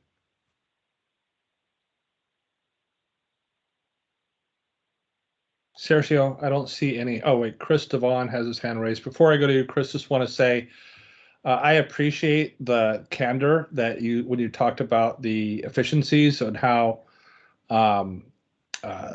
24 slices is the most optimal for a certain set of variables and considerations. But any slice of day is better than the current framework. I thought that was intellectually honest and productive. And then also on the transactability, yeah, just looking at this, I share your pain having a diverse membership base as WPTF does too, and so it's really difficult to try to get to a meeting of the minds on everything for this type of process. But yeah, looking at it from an LSE perspective, I mean, I can see from a generator's perspective or a resource developer's perspective that, and also from the Kaisos perspective, that the unbundling of attributes could make it very complex to transact on from their side, and then to implement from the Kaisos side. And from an LSE perspective, I brought this up on the workshop on Wednesday, I think it was, that you could, especially if you're not huge, that the hourly requirements could result in a lot of lumpy or clumpy procurement. And so if there's some way for that to be addressed through trading on the LSE side, I think that would be great. I don't expect any LSEs will commit to that at this point because they're going to want to know what the details are. But I think we should all kind of mentally reserve some time and space for that discussion. It may be in the next phase, once there's a proposal that's adopted by the commission, it may be a strong recommendation that this be an implementation issue that's addressed, but it's something that definitely I think deserves some attention. And with that, I'll Chris. Yeah, if I could just add something to what you mentioned, Greg. Yes. I think there's several positive outcomes from thinking a little bit more deeply about transacting requirements. First of all, we don't need to mess with the CPE rules that much. We need to consider the role of the CPE, and the ability to transact requirements could actually incent the CPE to do procurement that is more system-wide beneficial as well. And I'm thinking particularly about technologies that the market right now might not be fully signaled that they're necessary, but that we intellectually know they will be, like seasonal storage or very long duration storage. If the CPE or any actor is able to get requirements from other load serving entities, the economic case for procuring these assets is way easier. And this is something that the Commission has considered, for example, with the mutual benefit procurement ideas in IRP. But giving it somewhat of a path in RA, I think would be instrumental to accelerate the transition. But yeah, I'll pause for other questions. Chris, you're up. Yeah, thanks, Greg. I thought you made a lot of interesting points there as well, Greg. I think I just wanted to chime in because it seemed like nobody was going to respond, and I didn't want to let it go without mentioning kind of my perspective a little bit here. But thanks for the presentation, Sergio. And I think, in my perspective, I hear you about a lot of these concepts, and I think it is going to be really kind of complicated to do some of these transactions when we get into all these different slices. So, supply side or kind of on the requirement side. And so, I just wanted to throw out there that it seems like it might be pretty difficult to do the actual validation of all these things if you start trading between LSEs on their requirement side. But again, Greg kind of also made the counterpoint to that. So there's not quite, I think, one right answer here, and either way you do it, it's going to be complex. If we have both things going on at the same time, that might be even potentially more complex. But I guess, I would just like to maybe see perhaps a simplified example of how this trading thing could work on the requirement side to maybe support this is a little bit more detail in the future as we kind of develop this. It would be interesting just academically to see how that could work because at this point I'm still a little bit confused on how all this fits together still. But anyhow, that's kind of where we're all driving towards anyhow to try to get to some kind of a comprehensive proposal on all this. So anyhow, thank you.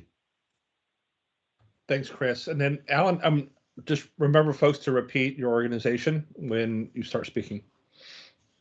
Alan, you're up. Hi, Alan Meck from San Diego Gas and Electric. I just wanted to respond to the transacting loads side.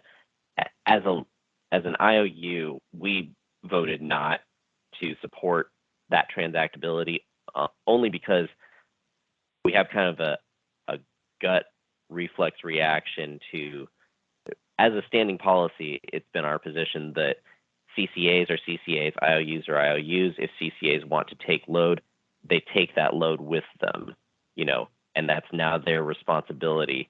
And we had sort of this visceral reaction to this idea that, well, now it seems like maybe we could be designing an RA program where CCAs go away and they take the load.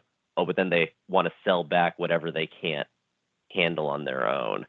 And I don't know if maybe that's the way that it works out, but that was our initial reaction, and so that was why we voted against that. But I'd be interested to hear other people's perspectives. Yeah, thanks for sharing that, Alan. That's good to know. I think that that type of direct kind of expression of what the concerns are is very helpful and productive in this context. Yeah, and just a point there. I perhaps these two slides are precisely to get the people that are not on board to express what are their fears, and also the people that have an idea that maybe this can work to come out of the shadows and work with us in thinking how to do it. But in my mind, the load serving entity, which might not be a CCA, it could be any load serving entity that wants to sell part of its requirement. Maybe selling is not the way to say it, because they wouldn't be the ones getting paid for getting that requirement, right? Like they would need to compensate the LSC that it's taking that requirement, perhaps by the cost of abatement of the requirement, which is exactly the same as pricing the RA resource, right? It's not a centralized market where we have a clearing price. It's bilateral transactions that will have different costs and that will be abated differently. So yeah, just to say, like, I think the economic flow would go from the guys that don't want to have the requirement or can't fulfill it will actually have to compensate the other LSCs. That's how I understood it. To the extent I grasp it. Good, Alan. Do you have any follow up? No, sounds like we're good. No, not. I understand that maybe that would work well for other situations. I think that if you open up that can of worms, you also invite in the possibility of CCAs, selling back whatever load they either can't take care of or they feel it's just uneconomic to take care of. And I think that is as a matter of California policy with respect to the IOUs and CCAs, that's a can of worms that I'm uncomfortable opening. No, I understand. I don't. Like I said, I'm glad you brought that up, because the way I was understanding it was more in line with how Sergio just described it. Not that it's, hey, we can't meet these requirements, so it's offloading. It's more of, we are going to go ahead and procure these resources for greenhouse gas reasons, for our internal policy reasons, or we need to capture some economies of scale, because the smaller your RA transaction, the higher the premium you typically pay. And then we're going to have some excess that's going to be available to other LSCs who may have needs because of the granularity of this. They may have some odd needs, and hey, we can sell them a couple megawatts to meet those odd needs, because we don't need them. So it's the folks who anyone who's taken on the RA requirements, they're the ones who are going to be paying to the LLCs that are long. Yeah. But I'm glad you brought it up. I don't think we can resolve it right now, but I think we need to have that conversation and see if there's a there, and if there's a there, then how to address it. Doug, you're up. Yeah, no, thank you so much. And Sergio, I really appreciate the what sounds like an eagerness to try to put together a proposal so that we can react to it and see how it actually works. Yeah, I guess on that point earlier, I guess I would say to the IOUs, I don't see that as being necessarily all that different from what we do now. In terms of like, yes, now when we have an RA obligation, we go get just a capacity, an RA only contract, often with IOUs, right? To meet our obligations. It's a little bit different kind of form of paperwork, but it's still a financial transaction to match an RA obligation to an RA resource. Instead of us having the obligation and buying the resource, you have the resource and take on the obligation. I'm not sure it necessarily makes that much of a difference. So maybe a bit of a semantic thing. And I guess at the end of the day, if an IOU doesn't want to transact with CCAs, don't, right? You can always transact with other CCAs and so forth. And I do think that it gets to be more important for smaller LSEs. And I know I've heard a lot of concern that particularly the 24-hour slice proposal is much easier for larger LSEs than for smaller ones. And to the extent that that is true, this may be a politically pretty important element to have in there just to get people to have comfort around the proposals. So happy to help, Sergio. I sent you an email already to help you work on this. The other question I had is actually sort of for the larger collective stakeholder group. As between transacting on the requirement side versus the supply side, I had gotten a bit of an impression that one of the objections to transacting on the supply side is that cuts out suppliers, or sorry, on the requirement side, that cuts out suppliers and traders who maybe would object to that. And I don't really have a good sense of like how much do people hate that? And I guess if we propose it, we'll find out and people will throw tomatoes at us. Because I do think that it's much simpler to do the requirement trading than it is to do the supply trading for reasons you've all thought about. And so I don't know, yeah. I'm a little surprised to hear CISA suggesting that actually requirement trading might be the way to go. So, well, I have perhaps three bullet points to respond to all of that. The first one is I agree. I don't think that trading requirements is that drastically different from trading resources as we do today. If we were to characterize any form of trading as potential leaning, I think that would be highly inefficient. No, right? Trading is the basis of efficiency of resources. The second point would be if you are able to, well, the second point is you should be able to trade requirements or resources in system RA with reduced concerns of leaning, because in system RA, as long as you're part of the system, you can meet that requirement. It would be very different if we're talking local. And here, I think we, as I said, these all are positions from staff, CISA staff, not specifically from all our members. We're still getting buy-in. But I think this is about unlocking the ability to transact that we have in the status quo. It's about not losing that when we get an improved RA framework. If we're going to move to something that is more granular and specific, we shouldn't forget really the guidance of the commission. You need to balance that with simplicity and transactability. And it seems like that bit has been a tad forgotten, and I'm not putting blame in anyone. We've all been very stressed and it's been very little time, but we should start thinking about that collectively a little bit more. Great. All right. So Partha, I saw your hand up, but I saw it go down. And I'm like, I had sad. But now I see Bridget's hand is up. So I'm assuming that you tagged her to go ahead and raise a question. If that's wrong and you had a different question, please go ahead now. Otherwise, I'll give it to Bridget. I'll go ahead and ask it just because you called me out for lowering my hand. But yeah, so I really appreciate the discussion. Mine was going to get it. I lowered my hand because my original question was going to be along the lines of, sort of how far along have you thought about sort of the how it would be implemented on, with the Kaiso processes. And I was, when you brought the idea of the CPE as a reference point, and we obviously have a current initiative underway with CPE implementation. And so I'm just wondering if, have you thought through some of those details of how it might be implemented on our side? And if so, I'd be interested in hearing them. But I lowered my hand because I felt like the discussion maybe wasn't at that point yet. So, but if you wanted to respond, I really would appreciate it. No, I think you are right in the fact that we're trying to not be overly prescriptive with any point of the idea here, just to see what are sort of the reactions. I think we've gotten very mixed reactions to when this has been mentioned in other workshops.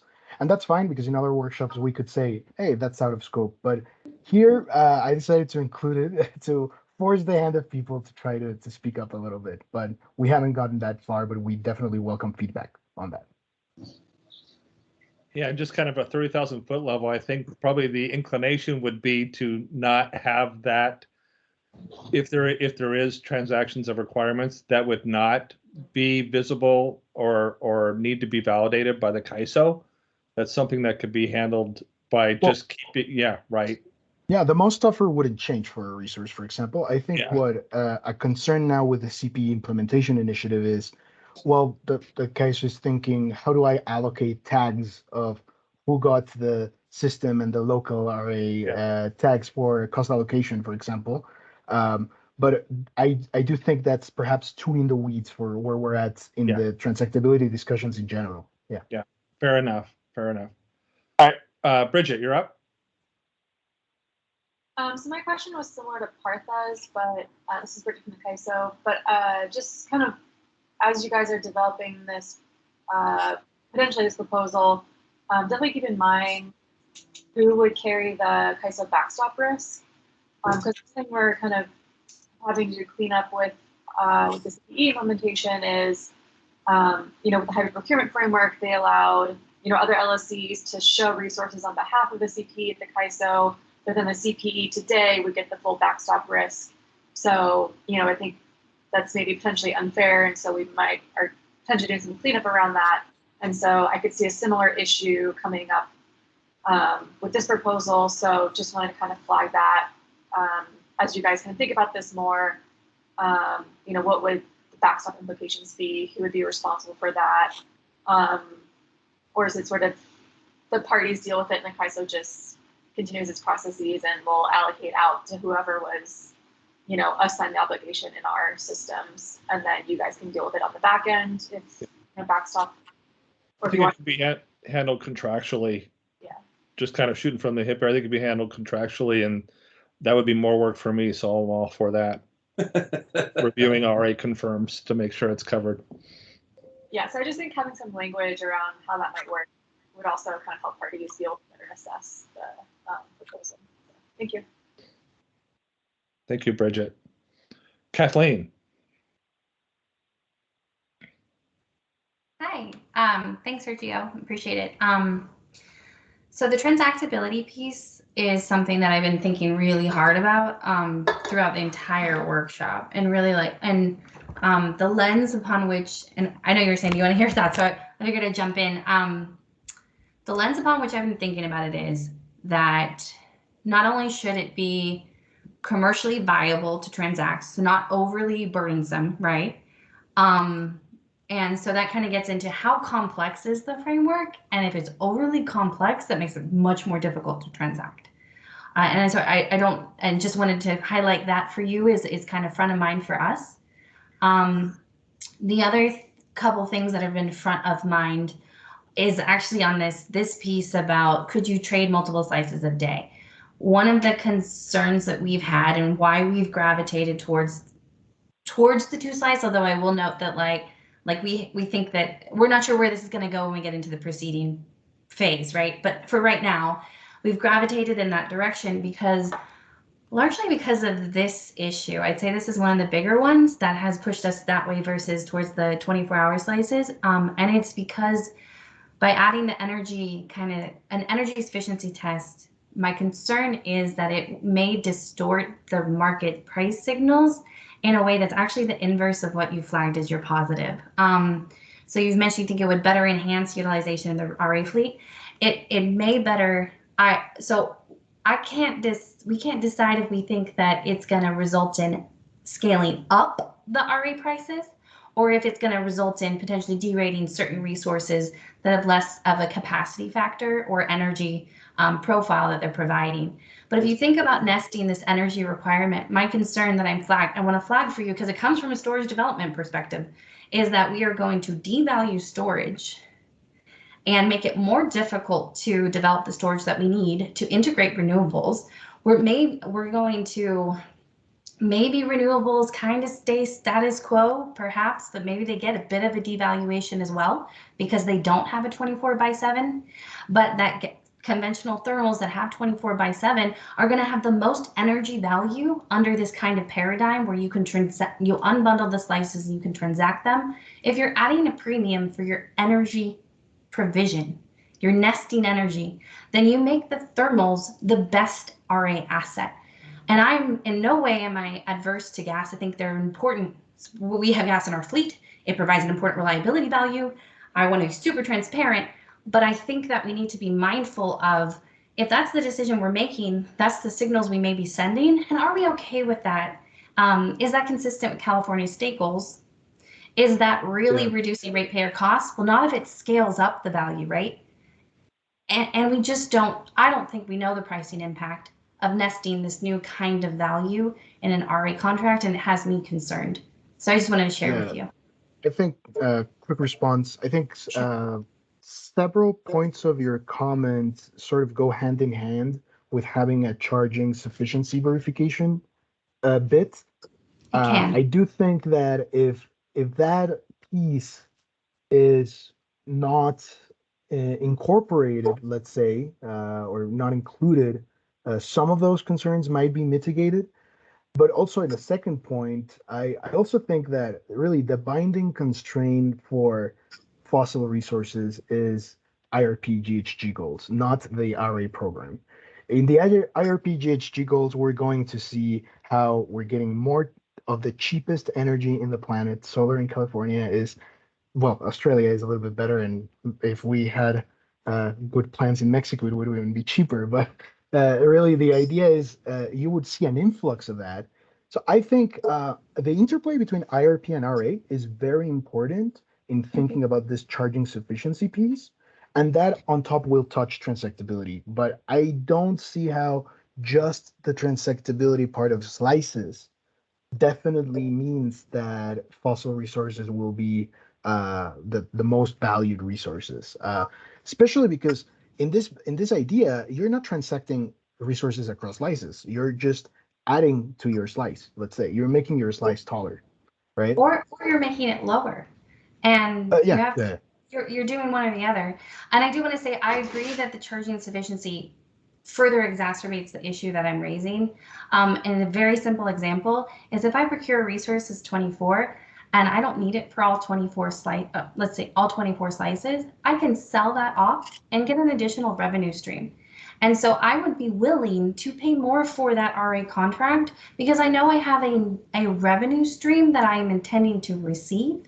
And so my net outcome is going to be, I'm willing to pay a little bit more because I'm actually going to get some. So my net outcome may be more consistent with another resource that I can't sell off as much. So if I'm a 4-hour storage, I buy that. I know I'm buying a 4-hour storage. I cannot, let's say it's the 4-hour slice. In that paradigm, I'm holding it. There's no additional revenue. I think we just forget about that paradigm. It's really important. Yeah, it's kind of important. And so I just urge you and others to think about it. This part is what I think we're overlooking in our conversations. So thank you. Yeah, I definitely agree. I do want to say that I've used a lot of my time in the first 10 slides, and I'd like to move on. So, Greg, your call. Yeah. You have until at least 12:10, so another 20 minutes. Okay. How does that affect your calculus of whether to take? Let's take Jeff and then keep moving on. Okay. Okay, great. Thank you. I just wanted to go on transactability that this is something we did think about, and we thought about it a lot. That was one of the main reasons we said we're not going to unbundle products on an hourly basis. We're going to keep everything together, so you're really trading resources. That allows transactions to happen, and I just take issue with Vistra. I just disagree with a lot of their characterizations. If someone today has resources, we do it all the time. We swap. If we have a base load, we need a flexible. You can swap out a base load for a flexible plus or minus cash. And just by transacting with the products that you have and swapping out, we're able to get things done.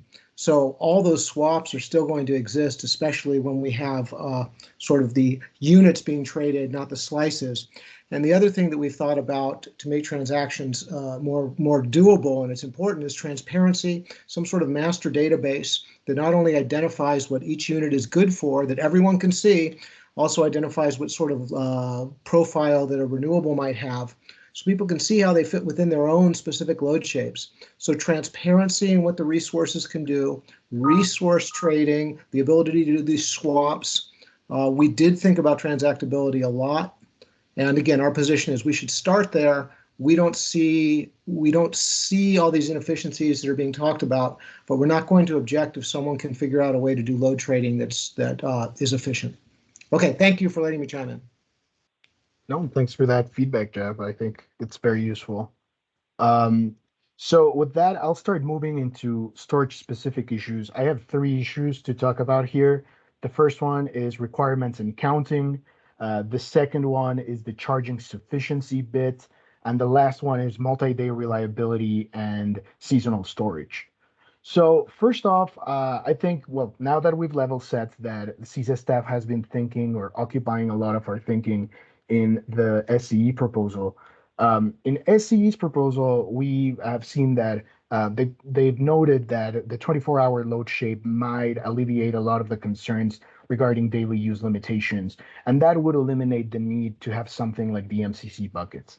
We largely agree with that conclusion. We think that it's incredibly valuable, and it recognizes the fact that the MCC buckets are largely arbitrary caps on resources rather than actually capturing what different resources can do and should do across the day. However, we have seen that SCE's proposal does expect to retain a requirement for a minimum 4-hour daily availability for an asset to be able to provide RA.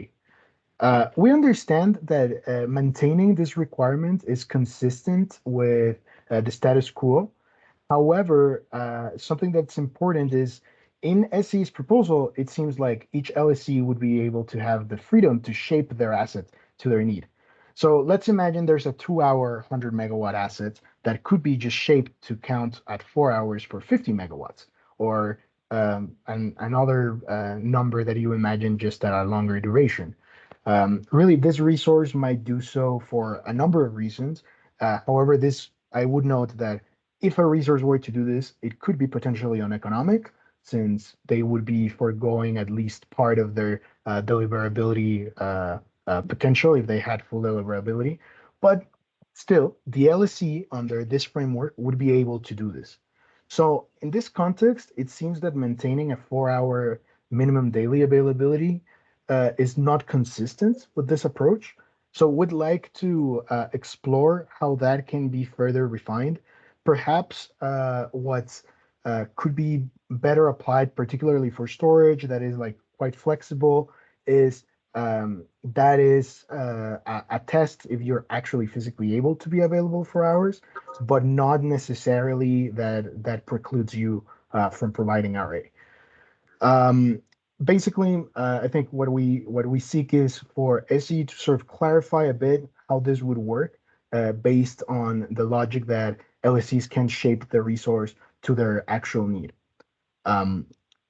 Next up, I wanted to talk a little bit about CISA's, the staff's perspective on counting. So today, I think you're all well aware that the RA value of storage is determined by what we call colloquially the 4-hour rule. So with a 4-hour rule, and 100 megawatt 4-hour asset is identical in value to 100 megawatt 6-hour assets.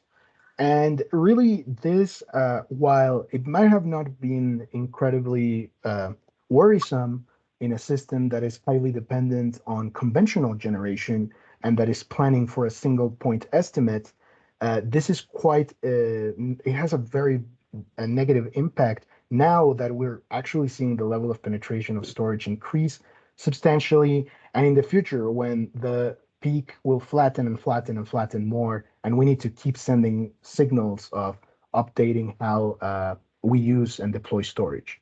So there's been different perspectives on how to count storage. Here, I tried to sort of summarize in a single sentence what different proposals have thought of. Please let me know if you think this is an unfair characterization. But basically, the idea is PG&E has mentioned, well, we could just count you based on your full output over the slice duration that you're being shown, subject to interconnection limits and with sufficiency requirements. SCE, something very similar, although their language is more, let's count storage by capacity and duration with a minimum of 4 hours of availability. So unclear if this will be capacity is one value and then duration gives you another value. But it sounds like it's fairly similar on let's evaluate you like you're shown. And Gridwell has proposed using incremental ELCC to promote alignment with the IRP. So out of this examples, proposals, I'd like to share what CESA staff has been thinking. First off, we're not currently convinced that counting methodologies that have been historically used for VERs, like exceedance and ELCC, are methodologically sound for energy storage. And here I've included, yes? Oh, I'm gonna mute someone that unmuted themselves. Okay, done. So here I've included some reasons as to why we think this is not optimal to use. First, first, ELCC is a measure that assumes a degree of interrelatedness between two events, right? In ELCC, you are trying to see what is the overlap between the output of an asset and the hours with loss of load probability. So in order to do that analysis in a way that is methodologically sound, you would have to assume that there is no correlation between the two. However, there is absolutely correlation between the dispatch of energy storage assets and the hours of loss of load probability. This is because storage resources are pure arbitrage products. And if price signals are tuned to highlight the hours of grid stress, then they will respond to it and their output will align with loss of load probability. So using a methodology that is used for resources that do not have any control over their output might not be adequate for resources that are actually dispatchable, albeit energy limited. A second reason is that ELCC methodologies are highly dependent on the availability and cost of charging energy for energy storage. So this would necessitate frequent updates and could really complicate financing. This is because to get the potentially, let's imagine that we want to do the best ELCC methodology possible. We're going to have to do a marginal ELCC every single year in at least technology and efficiency and duration basis. That can be substantially, it could imply a lot of administrative burden. And we know that that will actually make results vary substantially from one year to another, making financing projects pretty complicated. And due to the level of renewables and storage that we need to meet our 2045 goals, we cannot afford risking the financing of resources by having such wild variations in their valuation. That's why initially in the RA, in the RA proceeding, when we used ELCC for VERs, we used average ELCC. And that seemed better, right? Because the valuation wasn't changing so drastically every year. But in the end, we ended up still with the problem that, well, average ELCC is now overcounting things.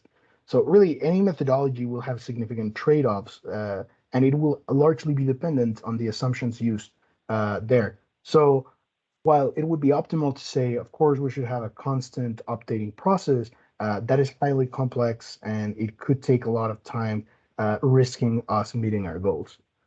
And finally, for exceedance, I'd say methodologies like exceedance consider historical output, and historical output is definitely not an adequate predictor for future behavior for energy storage resources. And that is because energy storage resources are, again, pure arbitrage products, and they will respond to market signals. I actually included this graph from Lumen Energy Strategies AB 2514 report that shows how energy storage aggregate output has changed dramatically in a single year from 2020 to this year. And this is definitely because of the level of penetration of storage. And as we have more renewables, more hybrids, more storage, these shapes will continue to change.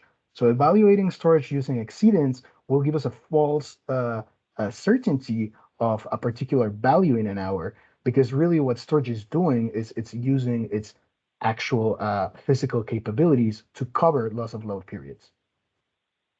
So in this context, we're left with, as CISA staff, we're left thinking of two other approaches, the UCAP approach and the PMAX approach over the number of hours shown.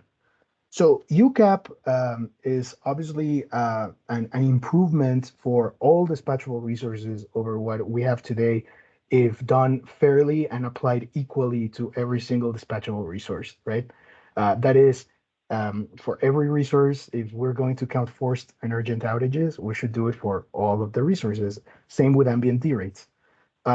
However, something important about the UCAP methodology is that as formulated today, it's designed to take an predetermined NQC value and multiply it times weighted seasonal average availability factor. So basically, the UCAP methodology pre-assumes that we can get an NQC value like intrinsically from an asset. So it's unclear really how UCAP could value the flexibility of showing storage across different durations or different ways, since it would still hinge on resorting perhaps to an N-hour rule of sorts. We do think that this could be improved, but it is a challenge that we see with UCAP. So because of this, CISA staff currently favors valuing storage based on the PMAX over the number of hours shown, subject to interconnection limits. We think that this recognizes the flexibility of storage assets. It is compatible with the 24/7 must offer, because your value will set your must offer, and that way you can keep complying with it. And it will allow for a cost-effective use of assets, because LSCs can shape their asset use to their need. However, to do this, it must be really clear how incremental duration value would be captured, right? Because saying only that you can show it for more hours depending on how you shape it doesn't mean that the single point estimate will recognize value, right? So this is something that we think it requires a little bit more of development. In the same sense, we want to explore how we can reflect in this methodology the operational physical characteristics, but also some contractual characteristics. For example, what if you have multiple use applications, or what if you have 1+ cycling, as we mentioned before? We're welcome to exploring if that should be more in the counting world, or if there's a sufficiency test in the sufficiency test world. Let me see. Okay, we have 5 questions and 7 minutes. So let me go through this next bit and then take some questions. Is that okay, Greg? Well, let's see this. Julia, do you have constraints that would prevent you from presenting this afternoon after the lunch break? Oh, after the lunch break. What are you thinking, Greg? We may go to 12:30 for Sergio's presentation, and then pick you up at 1, go all the way to 2, give it to 2 if necessary. Okay. You okay with that? You can make that work. Okay, if needed. All right, thanks. Sure. So that being the case, I would suggest, Sergio, if it's okay with you, to take some of these questions if we're done with the resource requirements part of the presentation before we get on the other ones. Okay. Alan, you're up.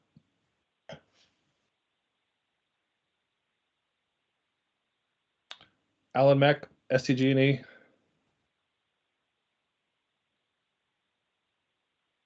Oh, I'm sorry. I think I just forgot to take my hand down from before. Okay. There Matt Barmack. Hey, Sergio. This is Matt Barmack from Calpine. We're probably going to have to agree to disagree on the merits of ELCC, but I think you kind of mischaracterized a few aspects of ELCC on slide 14. If we could possibly go back to slide 14. Yeah, and this may have been addressed in the chat already, but I'm having a little bit of a hard time keeping up. I mean, generally in ELCC modeling, storage is dispatched in a way to minimize loss of load expectation.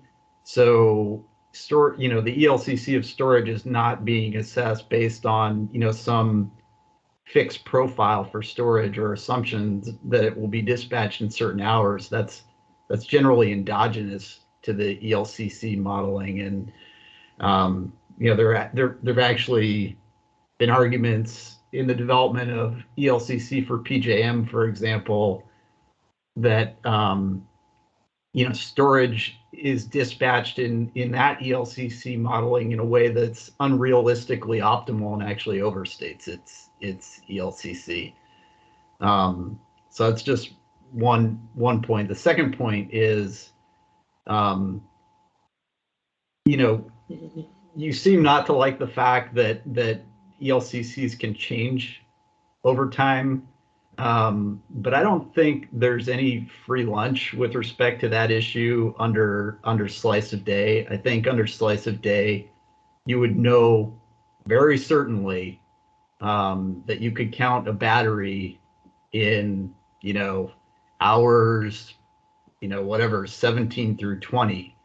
But what you don't know is, how the supply and demand balance in those hours is going to evolve over time. And I think if you kind of thought through that, you'd start to see some of the same sorts of saturation effects that impact the ELCC of storage. So, as you got a bunch of short duration batteries sort of clipping the net load peaks in the evening, those hours would be less valuable.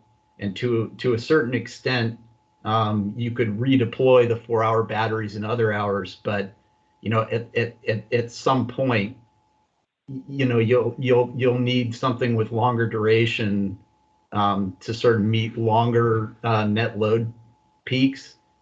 I think you'll see exactly the same dynamics playing out, just maybe slightly less transparently or in a different way as you would under ELCC. So just a couple of comments. Yeah, I'd just like to respond to your first comment. It wasn't my intention to mischaracterize ELCC. I don't think what I mentioned here is that it assumes a specific profile or something. What I tried to say here, and I'm happy to change my wording, is ELCC is usually utilized for resources where you're assuming that their output cannot be matched to the loss of load hours, like solar, right? You can't control when solar is going to generate. Solar cannot control it. So yeah, that was what I was trying to characterize.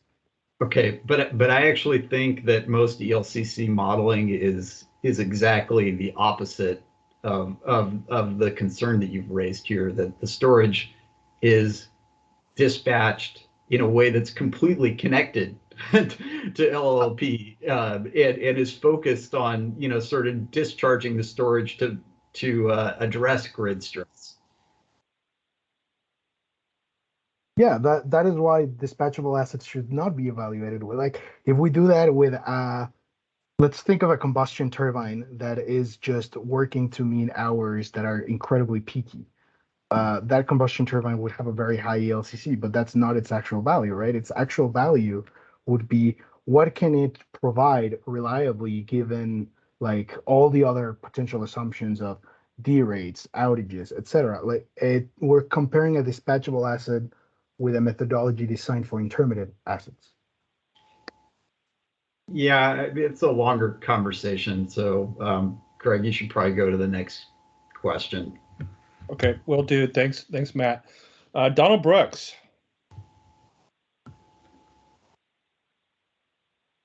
Donald, you're up.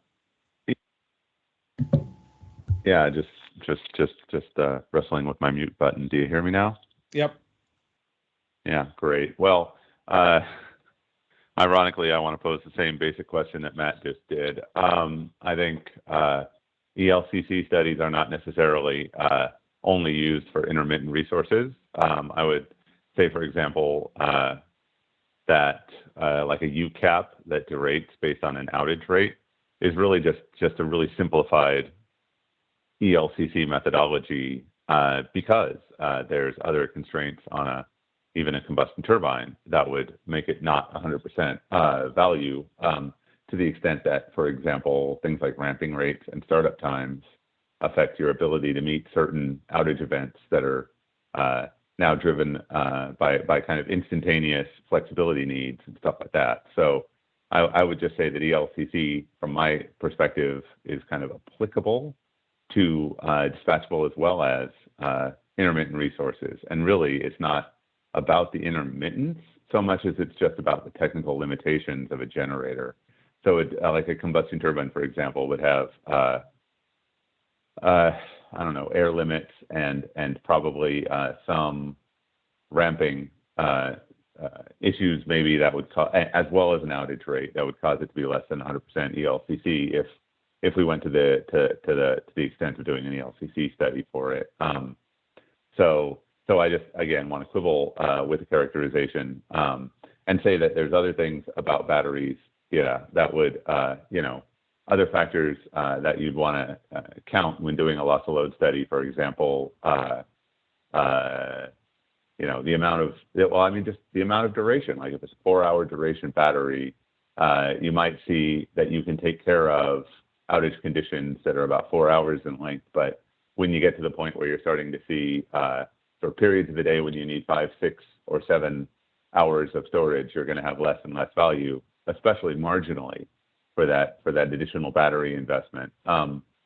So I would just again try to argue for the applicability of ELCC methodology to storage, and eventually when we have all the more time or more interest in doing so, we could even do something like an ELCC study for a combustion turbine. We just don't have the time for that, or that hasn't been the focus so far. But yeah, like a UCAP methodology is just kind of a quick attempt. But there's other things about thermal resources that limit their effectiveness too, in addition to just their outage rate. I again just wanted to, I guess, quibble with some of your characterizations of ELCC here, and I think that's all I got to say. So thanks. Yep, for letting me talk. Kathleen. Great, thanks. I will just, to be brief, say that I agree with everything that I just heard. I've always said you could do ELCC for thermals. Ambient's a good example. But to kind of focus on a few things here, I wanted to flag for you the comment about the charging energy. So like part of the reason, actually, if you can go back, you have something in there about ELCC, and so with having to necessitating frequent updates. That is exactly what our proposal, right? That we need that. Deeply believe we need frequent updates of the LOLE and the ELCC. I don't see that as a detraction, so I did want to emphasize that is a fact for many reasons. And since we already know we need that, we know that we can keep the accuracy up, because we're gonna, hopefully, if we commit to that proposal, we'll commit to no less than every 2 year updates, although we think ideally annually is needed. So I just wanted to flag that. And that Yeah, in I that would. element, yeah, sorry. I would pose, not as a response to you, but as a question to the commission, is that feasible? Yeah, After we've heard that there's not enough time to do some very important ELCC studies or to get feedback from parties when they do ALCC studies, can we do that for all of these assets, geographically specific, duration specific, etc.? Yeah.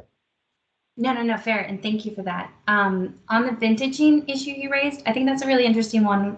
You didn't call it that specifically and flag it, but the context of ELCCs changing regularly and what that means from a commercial perspective, I think that under the Gridwell proposal, my understanding is that through the term of the executed contract, that ELCC for the year it's executed would be the same.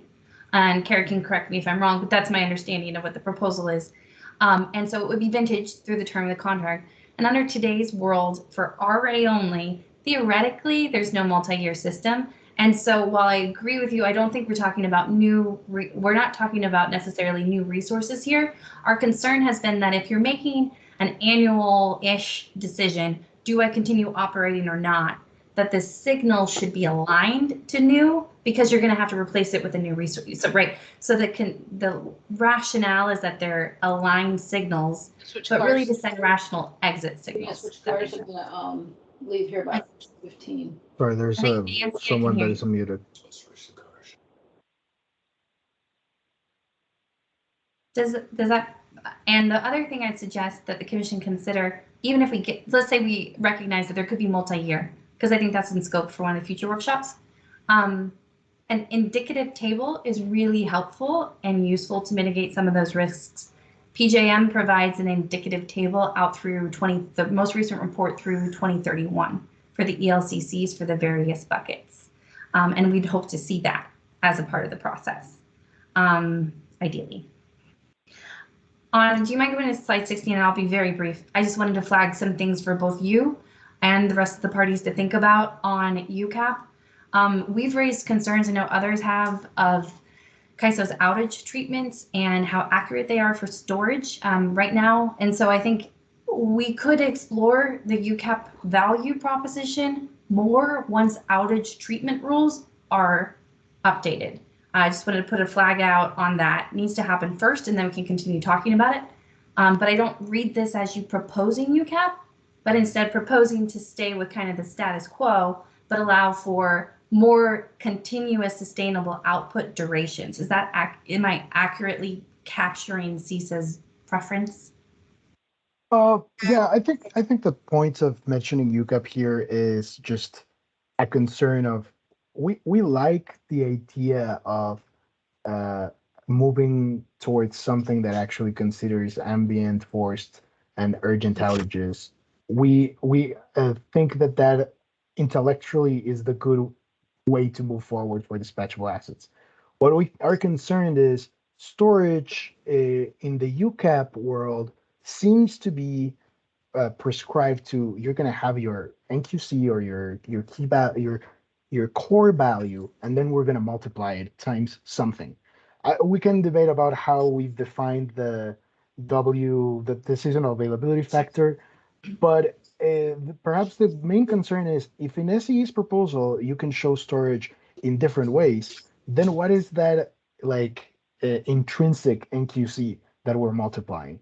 So it's not that we're against or for, it's just we're raising this concern of this might not play well with SE's proposal because of that intrinsic flexibility for the LSE. Yeah.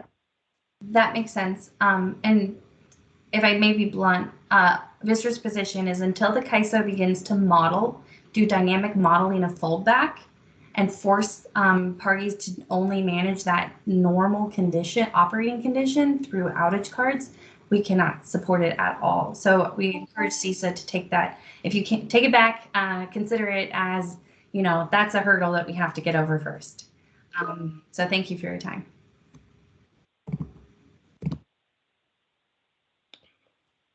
Bridget. Yeah, I just wanted to ask a little bit about your concern around the UCAP and kind of what you mean by like the N-hour rule.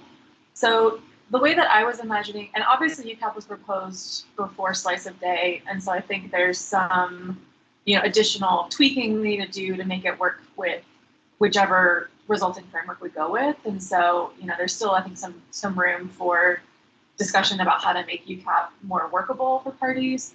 But the way that I was kind of imagining UCAP, for example, under the SCE's proposal, is that with SCE's proposal in general, we're going to have to find some single QC value that then gets studied for deliverability that forms the final NQC value. So I still think there's room for different durations of storage to have, a different RA premium. Because so say, for instance, you have 100 megawatt. Sorry. That would count in 4 hourly profiles, which would have a lower value than say a 5 or a 6 hour value, because you'd be counting it differently. So I could see the RA premium being in the number of slices you can count, and then the percent, the way season average availability factor will be a percent. So whatever qualifying capacity you show, it'll just be a percent of that. So again, I think you can be adapted to value different durations of storage fairly easily under the SC proposal. And then, the 2 slice removal sounds like we're moving towards ELCC potentially, so UCAP might not be relevant for storage. But anyway, if you have more thoughts about how we could improve UCAP for storage, we'd definitely be open to hearing those and working with CISA on it. Yeah, certainly. I think for purpose of time, we can schedule that offline, that talk, Bridget, but thank you. Yeah, I want to encourage folks to try to be more concise and be more question focused to elicit CISA's thoughts, and then later the long duration storage, as opposed to kind of having an open exchange of ideas. I know it's a workshop, but at the same time, we can't accommodate what we've just had for the last 20 minutes. This is not going to work. So please do try to be more focused in terms of eliciting the CISA's thoughts, and then maybe responding briefly there too, as opposed to expounding upon your thoughts. That's not going to be, probably people will be mad at me for saying that, but I think it was necessary. Donald, you had your hand up. I think it went down, so I think we're fine. Sergio, please continue. Oh, so I think we agreed until 12:30, so I'll do this in one go and then see if there's reactions. So charging sufficiency verification, maybe that's the name I gave it because I think that's what several parties are proposing. In PG&E's and SCE's proposal, they want to have some form of check to see if there's enough capacity to charge the storage that is being shown for RA, but mainly accounting perhaps for round trip efficiency. I included an example there of how you can imagine that verification. Right now, as I said, we're getting alignment on our membership, so we don't have an official position of if this should or not be included. But what we do have is, if this is required, the round trip efficiency should be considered per assets, or at least on a technology basis. There should not be an averaging out of all round trip efficiencies for an LSC. Second, resources should be allowed to be shown for multiple cycles and not being subject to downtime verification, as discussed by SCE in their updated proposal. Basically, if you have the excess energy, that's what we want to check, not when you're going to charge or discharge, because that's the point of the optimization of the Kaiso market. And third, any excess energy or any excess energy from generating capacity should be able to be used by the LSC to comply with this verification. So we shouldn't have a requirement that it should come from a specific type of assets, be it conventional or renewable. So how do we do this so that we don't need to think about downtime, and that we can consider round trip efficiency on a technology basis. So I created these two quick examples. You can see this graph. It's hypothetical LSC that is quite long in any period from our ending 1 to our ending 16, 17.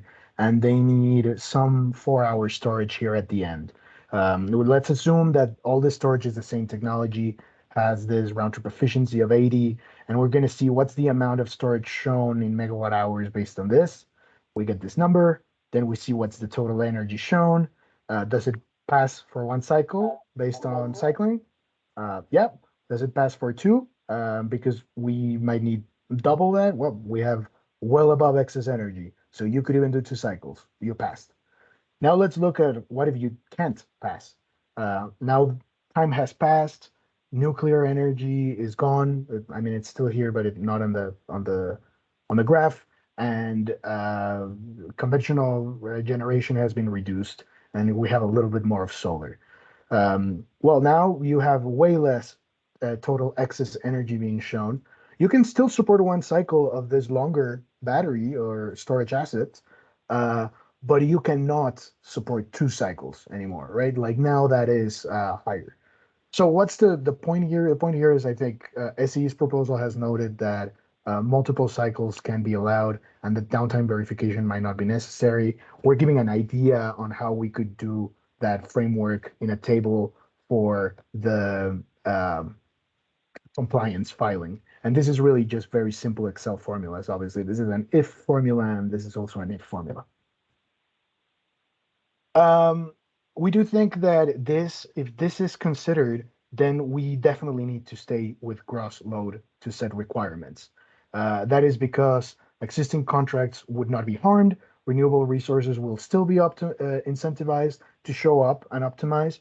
And project developers, where applicable, would also be able to optimize their hybrid resource development to have greater certainty on that sufficiency. Basically, incenting developers to have a bring your own charging energy scheme, let's say. And the final issue I wanted to talk about is the topic of multi-day reliability. So the current slice of day framework does not capture multi-day reliability events, right? It's focused on a single 24-hour snapshot that is either created by looking at the day with the highest peak or by picking the worst load of each hour in a month. What I would say an organic peak requirement or a synthetic peaking requirement, if you want to think it that way. In any of those cases, there is no way to represent assets that have operational timeframes that exceed 24 hours, especially if we have a charging requirement. So I wanted to touch on some of the ideas that CISA staff has had to account for this. So first we thought we could modify assumptions to reflect outlier conditions in the RA framework, basically take super conservative exceedance values or something like that. But this could have negative effects, and also that's not the purpose of the RA, particularly of the system RA program. Second, we thought, well, maybe we don't need to look at a 24-hour snapshot. You should look at a series of days or even a series of a week or a series of weeks. We don't think that is unfeasible. We just need to think about how do we construct this? Should it be stochastic? Do we pick the worst 3 days? How do we organize them? And it would also be way more burdensome than the proposals out there. We also thought, well, maybe multi-day events should be addressed by a new product that we might call multi-day RA or contingency RA. And that's something that we also pose as an alternative here for people to consider. But in the end, I think that where we're at staff currently, CISA staff, we think that multi-day reliability events can be addressed through the modeling in the IRP process. Basically, let's do sensitivity modeling that will capture bad solar or bad wind conditions, and that will give us an idea of what we actually need ahead of time. Now, this doesn't solve, however, the difficulty of representing assets which have cycles that exceed 24 hours. So for that, we have thought, and just being a little bit more specific in case there's questions on what does he mean by this, I really mean week-long, month-long seasonal storage that will end up coming up, and we need to think of a durable solution for it. So here we thought, what if we have a seasonal or monthly charge scheme? Basically, there will be months when LSCs might have over generation, or they may have over, they have shown excess generation in excess of what they need to meet that month's charging requirement for the storage they've shown. So basically, they have a peak here of solar that is more excess solar and all of this than the lithium ion that is shown here in this example. This could particularly happen in spring months, right? March, April, where the sun is out, everything is nice, but it's not as hot. So what if we take some of that energy and we show it, we put in the showing of that month, hey, this energy, this bit here, we're going to use it to charge asset A, that is a seasonal storage. And asset A is not shown for discharge in this month. But in June or in December, where we actually need those guys to come up, they will be shown for discharging, but we don't have the onus now to show all the charging energy because we've been showing it for months in advance. So this gives a way to show resources that are way longer in their operational timeframes and include them into this 24-hour simplified snapshot. Yeah, so some key ideas that I just wanted to underline at the end. Complexity is here. This RA program is now based on a system that really needs to think about hourly sufficiency and the changes in generation. We should not be afraid of that complexity because it's part of the new grid for sure. Integrating IRP and RA is very important, particularly when thinking about planning for clean resources and thinking about transactability and reasonable protections for existing contracts is something that I encourage parties to think a bit more as we return from the break in January, since we have few workshops left and there's a lot of work to be done there. And finally, just want to thank everyone for their time, and I'll see if there's some questions. I see 2 hands up. Julia. Thanks, Sergio. I really appreciate all the points you raised, especially on multi-day. Question for you on the new idea about the seasonal charging.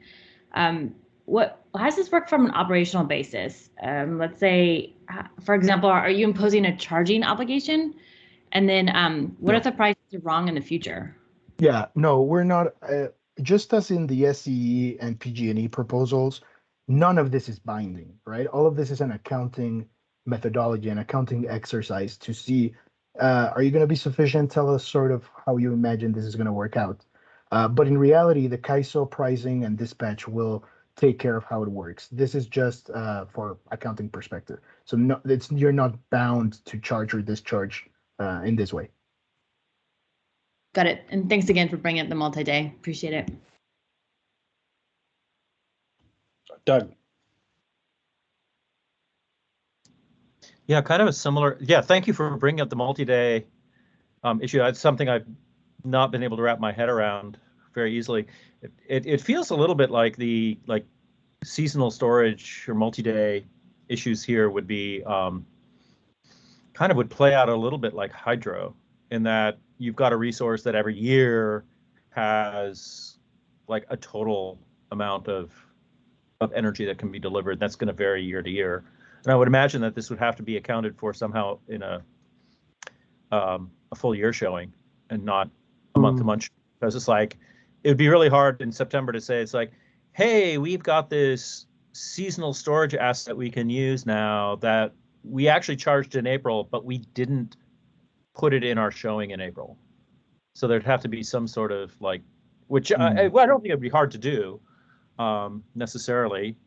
I could envision a tool that you put your entire portfolio, like we do in IRP, like in the Clean System Power tool, we put our list of resources in the tool, and it tells us what's going on every single month. And so, if it were that kind of multi-month single like a single multi-month tool, that wouldn't be too hard to handle. Yeah, that's but an interesting comparison to hydro. Yeah, if it's every month, it gets a little trickier, maybe. I don't know. Super cool though. Thank you. No, excellent feedback. I think this is just what we need to clarify this. I think our thinking on this is, well, we know that these resources are going to be out there and we're going to try to represent them to the best degree. I think if we had some of an annual process to do this, let's say the upper bound would be what's your excess energy throughout the year? Because if you see your excess energy throughout the year, you will have some idea. No? Then think about your round trip efficiency of that asset. Well, that would be the top of what you can charge and what will be the efficiency at what you charge. So yeah, something like that is similar to hydro, I think could work. And thanks for that feedback. Yeah.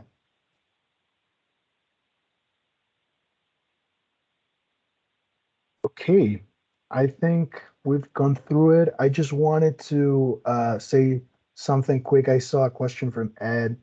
Could the excess energy be converted to another energy carrier? Well, I think that's very weedy, but I mean, if that can dispatch later, perhaps. And certain downtimes. Okay, yeah, interested to join that conversation, Kathleen, on the downtimes in NGRs. But I think we covered it, Greg. Thank you so much, and thank you all for your time. If you have any questions or comments, please hit me up sduenas@storagealliance.org. All right, thank you. Thanks, everyone. Thank you, Julia, again, for your flexibility. Hopefully, Barbara, just let me know if that creates any problems for you, or you have any preference to go first after lunch, or have Julia go first. Just let me know, Barbara, if you're still on. And yeah, see everyone at 1 o'clock. Thank you. First, fine, no problem. First is fine? Either is fine. Okay, either. Got it. Thank you, Barbara. Okay.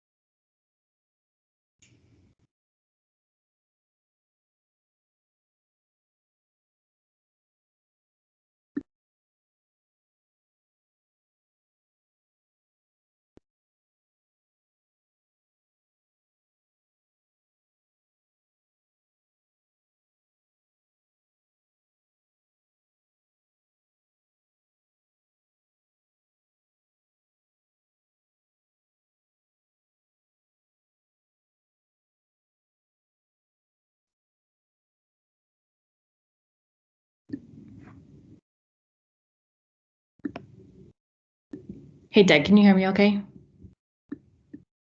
Great. Yep, can hear you. And then can I come? Yeah, I want to test your screen. Yes.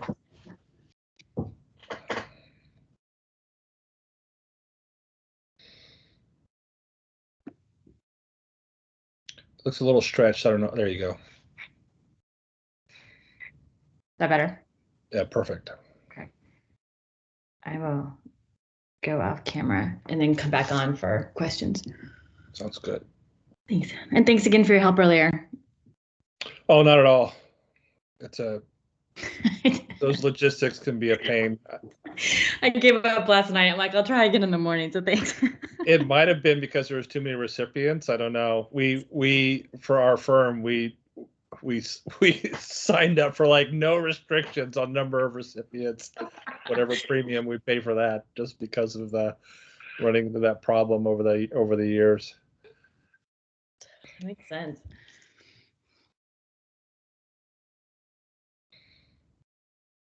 Thanks, Barbara, for your flexibility too. Yeah, thank you, Barbara.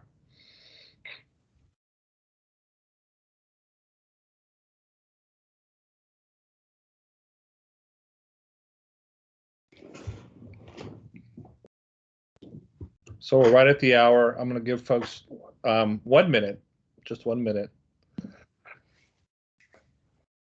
101, I'll give them another 60 seconds, so maybe it's slightly over a minute.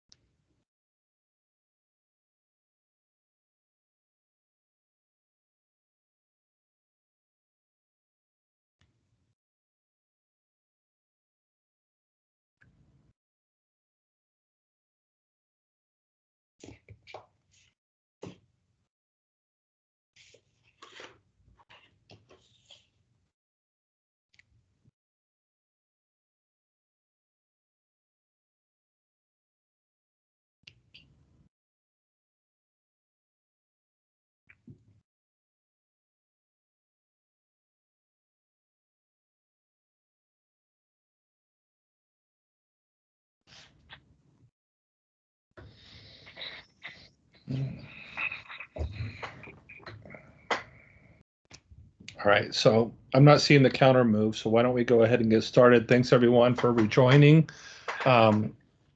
We have Julia Kochnick for the Long Duration Energy Storage Association of California giving your presentation. Julia, why don't you go ahead and take it away?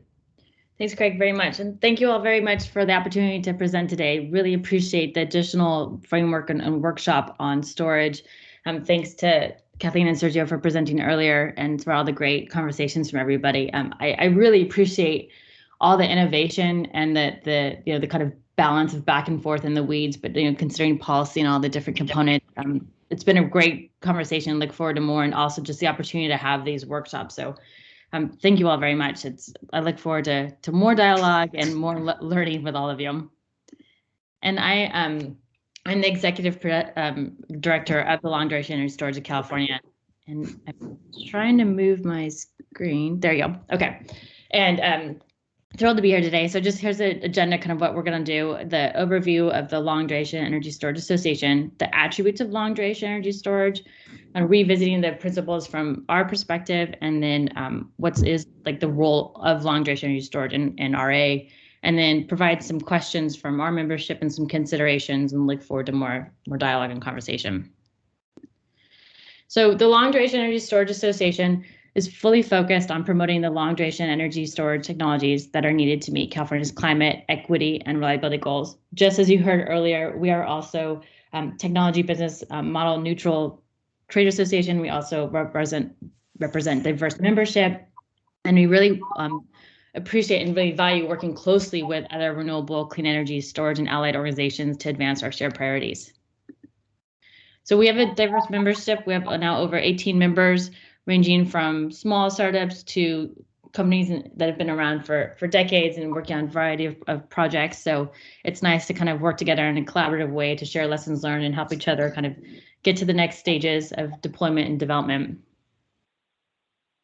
And as we've all kind of started working on this, and as been highlighted throughout the process, there are so many different groups working in California because of the importance of meeting our energy climate goals, our reliability goals, our resiliency focus.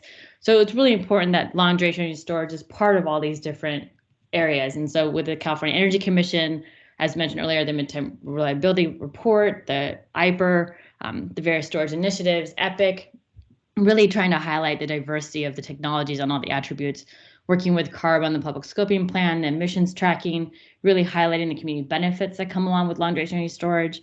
With the CPUC and the Integrated Resource Plan, the RA Plan, midterm reliability, many other proceedings, really ensuring that we have ongoing procurement and RA credit, and what does that look like for all the different types of technologies. Working with the ISO on storage initiative, transmission planning, storage as a transmission asset, the market entry, resource adequacy, and interconnection. And then also doing a lot of work on studies to update data and information on long duration energy storage, what's coming to market, what's already deployed, what's working, what are some of the additional benefits, working with UC Merced, other universities, labs, Lawrence Berkeley National Lab, and U.S. Department of Energy. So really trying to make sure we're overarching all these different areas and building in more data sets, not just sensitivities of the importance of long duration energy storage. And I'm highlighting this because throughout the conversation, there's been so much focus on 4-hour batteries, which are really important. And I'm so glad to see so much on the grid now. But as we're noting in various conversations, we're going to need more, and we're going to need multi-hour, multi-day, and seasonal storage. So what does that look like? And as we're talking about long duration energy storage, really are an inclusive problem solver. And we're all part of the pie, and we all really are working on these benefits. And in addition, long duration really does provide community benefits, lower costs, promotes equity and affordability, meets the climate goals, provides clean energy jobs, is reliable, has a diverse supply chain, provides operation for 8 hour or more hours. Resource adequacy is a key component, just like all these other components, and just really wanting to note again how we can help facilitate 24/7 clean energy operations. And so as we move forward, we're really thrilled to see the administrative vision, the push in the most recent SC100 report and the inclusion of long duration energy storage, diverse technologies to help meet the retirement of fossil fuel. A lot of the agency's roadmaps are aligning with public policy and noting the importance of long duration energy storage. There's additional funding for projects. There's growing procurement opportunities.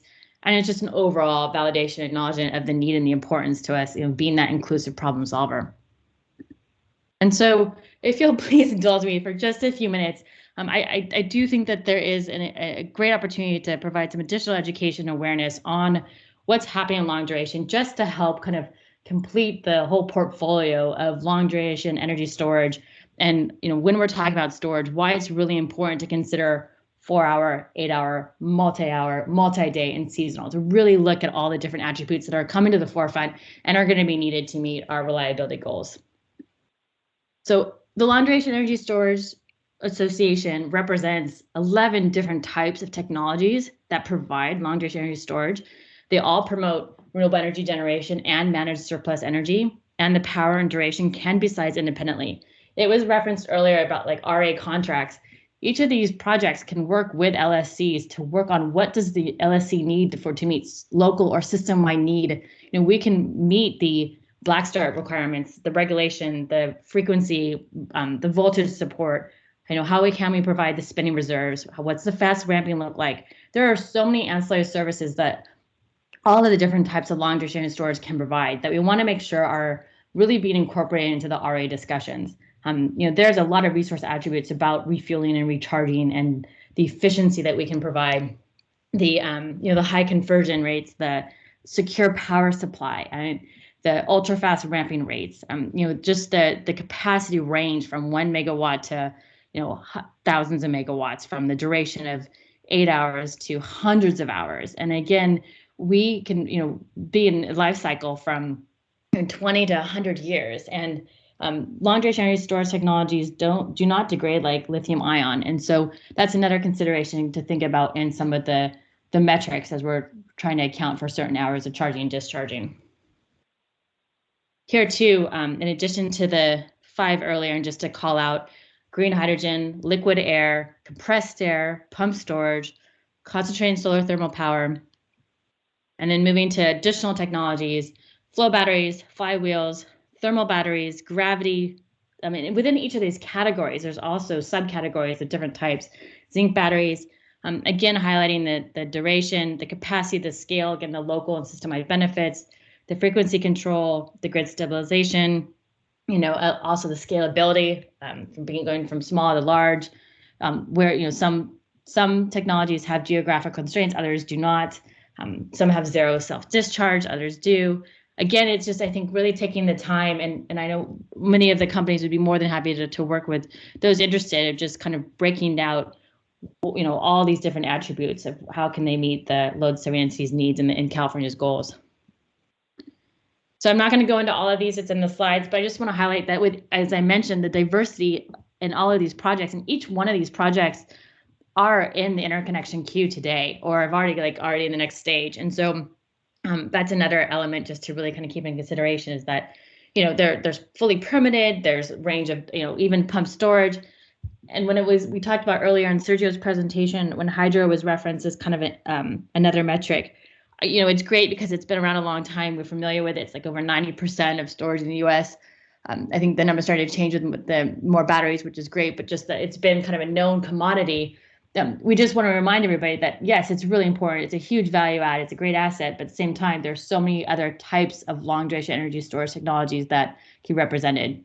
And within this, there's a new technologies being updated to the turbines themselves, and also new kind of projects where you have a combination, the hybrid with solar, wind, and pump storage, like all coming in as a hybrid project or tribrid project. And continental solar power has also been around for decades, and kind of the amount of gigawatt hours that are under the constructed around the world, and just the size, the units, what's able to be replaced as peaker plants. Again, just all these other attributes that I think sometimes get missed in the conversations when we just focus on 4-hour. There's so many different elements that provide grid reliability and services that we need to take into consideration for long duration energy storage. Advanced compressed air, there's projects in California, but also ones that have been around for a few years in Georgia and Texas. There's flow batteries, again, mentioned, all different types of chemical flow batteries that can, and air flow batteries that can exist. Again, just the price points that have been coming down too. It's pretty exciting across the board for storage. Flywheels, another technology that's been around forever, but also being updated with various new technologies, and also just kind of really being able to provide that hybrid nature and just speeds. And then liquid air, newer technology, but also kind of, coming to the forefront, being able to also kind of, as Sergio and others mentioned, to replace gas plants, natural gas plants. Green hydrogen, another type of long duration energy storage, again, kind of like the balancing with renewable energy as kind of being the nameplate capacity, providing solar to create the hydrogen, and then hydrogen can also be used for bio-waste. I mean, just the creativeness of just an innovation of all the different kind of plug and play manners and the durations that can come out of this. And zinc batteries, again, mentioned the cost, just like how fast you can get power in the charging discharge, the no fire risk. There's so many different attributes, again, that just wanted to highlight. Thermal batteries, both behind the meter and in front of the meter, using existing systems and kind of advancing forward. And then gravity, expanding from technologies of pump storage to other types of gravity that can provide long duration energy storage using existing infrastructure. And what does this look like, and how does it help with resource adequacy and get accounted for? So again, really just appreciate all of your patience, just to kind of acknowledge that there's so much out there that is already either deployed, that's commercially available, that's ready to go pilots, that we should be considering as we move forward in the RA discussion. So moving in specifically to the CPUC's RA principles, and really noting, as Sergio and others, and I know Edison did earlier this week with Brett and Jeff, and Gridwell too, also looking at the different principles. These are all really important to make sure that we're meeting the balancing a reliable electric grid and minimizing cost to customers. Well, long duration energy storage can definitely help achieve this, balancing and addressing hourly energy sufficiency and advancing environmental goals. Yes, check. Long duration energy storage can do this too. And balancing granularity and meeting hourly needs, multiple hour needs, multiple day needs. And I think, we discussed earlier, it would be nice to have this be as simple as possible, but we do have some questions and some ongoing concerns about making sure that this is transactable. And then implementing the near term, 2023, 2024, 2026. I'll point to this too about why we're concerned about this and why this is important. Also because of the data that comes out of 2024 and how that influences 2026. And then the durable and adaptable to a changing electric grid. This is a great component and asset of long duration energy storage. So again, just really excited that, being part of this discussion today, the importance of storage and the importance of long duration energy storage, multiple technologies included and part of the RA solutions and formulas that we implement. So long duration energy storage, kind of looking at resource adequacy and our value add, we do provide a long lasting state of charge. I mean, we can have 100% charge ready to go hours after hours waiting to be discharged. So that could also help with the gaps that are there, or the even addressing the 1 hour at 2 a.m. Like we can just be ready there if it, and just be kind of the backup and provide additional buffer. The diverse technologies I've highlighted, to meet both local and system-wide needs. Again, bridging that gap from 4 hour to all the diverse attributes and locational attributes of the 8 hour plus storage technologies. How we can really meet the value in multiple hours, days, and seasonal. We went lots with our membership. We went back and forth on the need attribute, kind of base definition, and how to getting the right inclusion and the right resource counting for long duration energy storage, because of the diversity of technologies. How we want to be flexible and make sure that we're including all the different attributes. And then on the historical data component, as I flagged earlier, it's really important that many groups have highlighted the importance for transparency and making, whether it's a table or information is available, making sure that we have many different opportunities to give a variety of data inputs for not just one type of storage, but all types of storage, to really build the data set so that when you're looking back at the historic data to then populate the 2026 data sets and beyond, it's already very inclusive of existing technologies, not just one type. And so that's of huge interest to us. And so looking at some of the considerations for the RA framework, as the different questions and have risen earlier today, the RA framework's got to be transactable and financeable for long duration, and it's got to provide the certainty there. And so as we're debating kind of what does that look like with different formulas, we're looking to have these metrics added to the discussion. And that I mentioned earlier, the historical data, which tools, and we've gone back and forth on ELCC, and as of right now, long duration energy storage does see value in incremental and marginal ELCC, and does demonstrate how long duration energy storage can provide value add to RA using that tool. But there are different behaviors that we need to consider as we're looking at additional technologies. And as we've all noted, that reliability, multi-day reliability events are going to occur in the future, and making sure that we can meet the RA needs over multi-days with long duration energy storage technologies. How do long duration energy storage technologies for multi-hour, multi-day receive RA credit for charging, discharging over time? And what is the RA criterion data, that we can make sure that we're providing that is accessible and transparent? And then, as mentioned earlier, just the coordination, how can all of us stakeholders really help ensure that the coordination and collaboration within all the agencies for all these different proceedings is connected in the best way possible, and just knowing how important it is for everyone to be coordinated for the efficiency, and how we can also optimize resource deployment over greater periods of time, providing, as long duration energy storage provides resource efficiency and flexibility. And so some of the additional questions to consider are, okay, do we have a clear understanding of the benefits within the various slice of date proposals for long duration energy storage, especially multi-day accounting?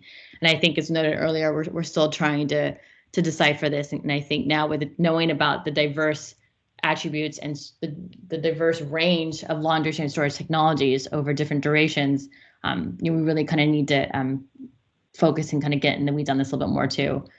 And I think this was mentioned way earlier, like weeks ago, in part of the earlier workshops about the Northwest Power Pole Regional RA proposal. There are balancing authorities that are involved in that quite closely, and how are we coordinating that to the California RA process? I have included some additional links in the back that highlight their most recent meeting this week, which noted some of the updates and how they're looking at storage and their thoughts of long duration energy storage and kind of the parallel activities there. And then has the group and the agencies considered incentives for emissions-free resource adequacy, and what would that look like? And then what are some of the considerations for capacity accreditation for long duration energy storage? And then also, we've gone back and forth on exceedance and UCAP and ELCC, and if we were to go in the direction of exceedance, how does it account for diverse long duration storage projects that are 8 hours more? Again, the multi-day and seasonal, and it'd be nice to more than, if we need to even take more time offline, more than happy to dig into that. And then also, it's come up recently, and I think was even noted in the ISO meeting earlier this week on storage. How are we going to adapt the policies and even possibly the federal tax credit policies that could come in the new year, and how will that affect the process? So more food for thought. I'm really excited to kind of highlight all this and have the opportunity. So noting that it is essential for long duration storage to meet reliability needs and be part of the RA discussion, provide the RA that's needed and the sufficiency provided, and how we incorporate the diverse technologies into the LOLE, the IRPA, the whole acronym soup, the RA data, and just getting that right now is really critical to set the agenda going forward. And then, just knowing that there is so much flexibility in how long duration storage can shape its output to meet load serving entities' needs. And just also better taking the time to understand that. And then again, highlighting just get so many discussions over the gaps and fears of what happens when you're done with your 4-hour battery, and trying to recharge or trying to expand it. Long duration storage is part of the solution. It can do this. It can provide the longer duration. So parallel tracks where we can network out how we're meeting RA goals and from longer duration periods is great. And then again noting that we have a longer state of charge, and again, appreciate the group working together, and we're committed to be moving this forward and helping us get over the finish line, and having long duration as part of the solution. So thank you all very much, and look for your questions. And there's additional pieces.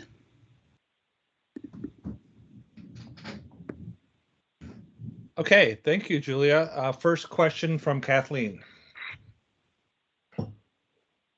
Sure, this is Kathleen. I just want to say, Julia, thank you so much for this presentation. I love all the details, and I look forward to looking through all of it in great detail after this meeting. So thank you. So excited about it. It's so much fun to all data geeks and work. I love it all. It's gonna be great, and I think it's a really awesome concept, like a description of some of these technologies that I've been trying to think through, like what's coming. What are the options? I mean, we're a storage developer. I say that very generally. Right now we have 4-hour because that's what's happening. But we're definitely keeping our eye out there. So I have a couple questions for you. Yeah. Okay. So one of the things that I've been struggling with the long duration portion here is, I know that, so we have this midterm IRP directive, and there are the higher valued tranches, if I can speak to it like that, are really, you have to be a longer duration energy. Some of these types of technologies, I think, to be able to comply for like the 1,000 megawatt tranche for that. 4-hour storage is standalone storage is all pretty much nested in that generic bucket. So put that to the side. But I had been thinking about long duration as IRP's directing it by, we're looking for, and I think the first ELCC, incremental ELCC, I just pulled it up, well, to prep for this, is not until like 2026. So I've been assuming that's the first viable commercial date, or else we would have had something a little earlier. So one question is, does that track to you that we're looking at 26 and beyond? Does it make sense? Yeah, it does. And we checked in. I think if we didn't have all the COVID supply chain, some of our companies could have been there for 2024, and some are already up and running. But to go forward for the 1 gigawatt, 2026 was fine with us. Okay, no, that's great to know. Thank you for confirming that. So with that in mind, I assume we're looking to have long-term contracts under IRP that would be, let's say, 10 years. So we're looking at rolling off of those types of RAs and 2036 is what I had been assuming. So I've been assuming that this issue specifically was really an IRP issue rather than an RA issue, where RA was largely, we need to be cognizant, and I still think this is important. This is how we've been thinking about rolling off of these long-term contracts, that these rules should be durable once the long-term IRP contracts roll into merchant, basically roll off and now we're merchant storage. I just wanted to know if you were thinking about it the same way, or if there's some context you could help me with, if there's something sooner timing. Yeah. That's a great question. And I think a gut reaction is that many of the companies and technologies would prefer the 20-year, 30-year because our assets are so much longer that it actually, we think if we're going to sit down and work out what's the RA attributes we're going to fix to meet the current needs. It looks like my video is going crazy, so I'm just going to turn off for a sec. But I think that's the first step, is just, it's really important to, because our grid is ever changing, that if we can sit down and work out what the RA attributes are that so many different technologies can meet, let's do that up front and let's get the longer contracts to make sure that we're meeting that. But again, this is, I think that's our first take, but let's have more conversation to see if we're missing something.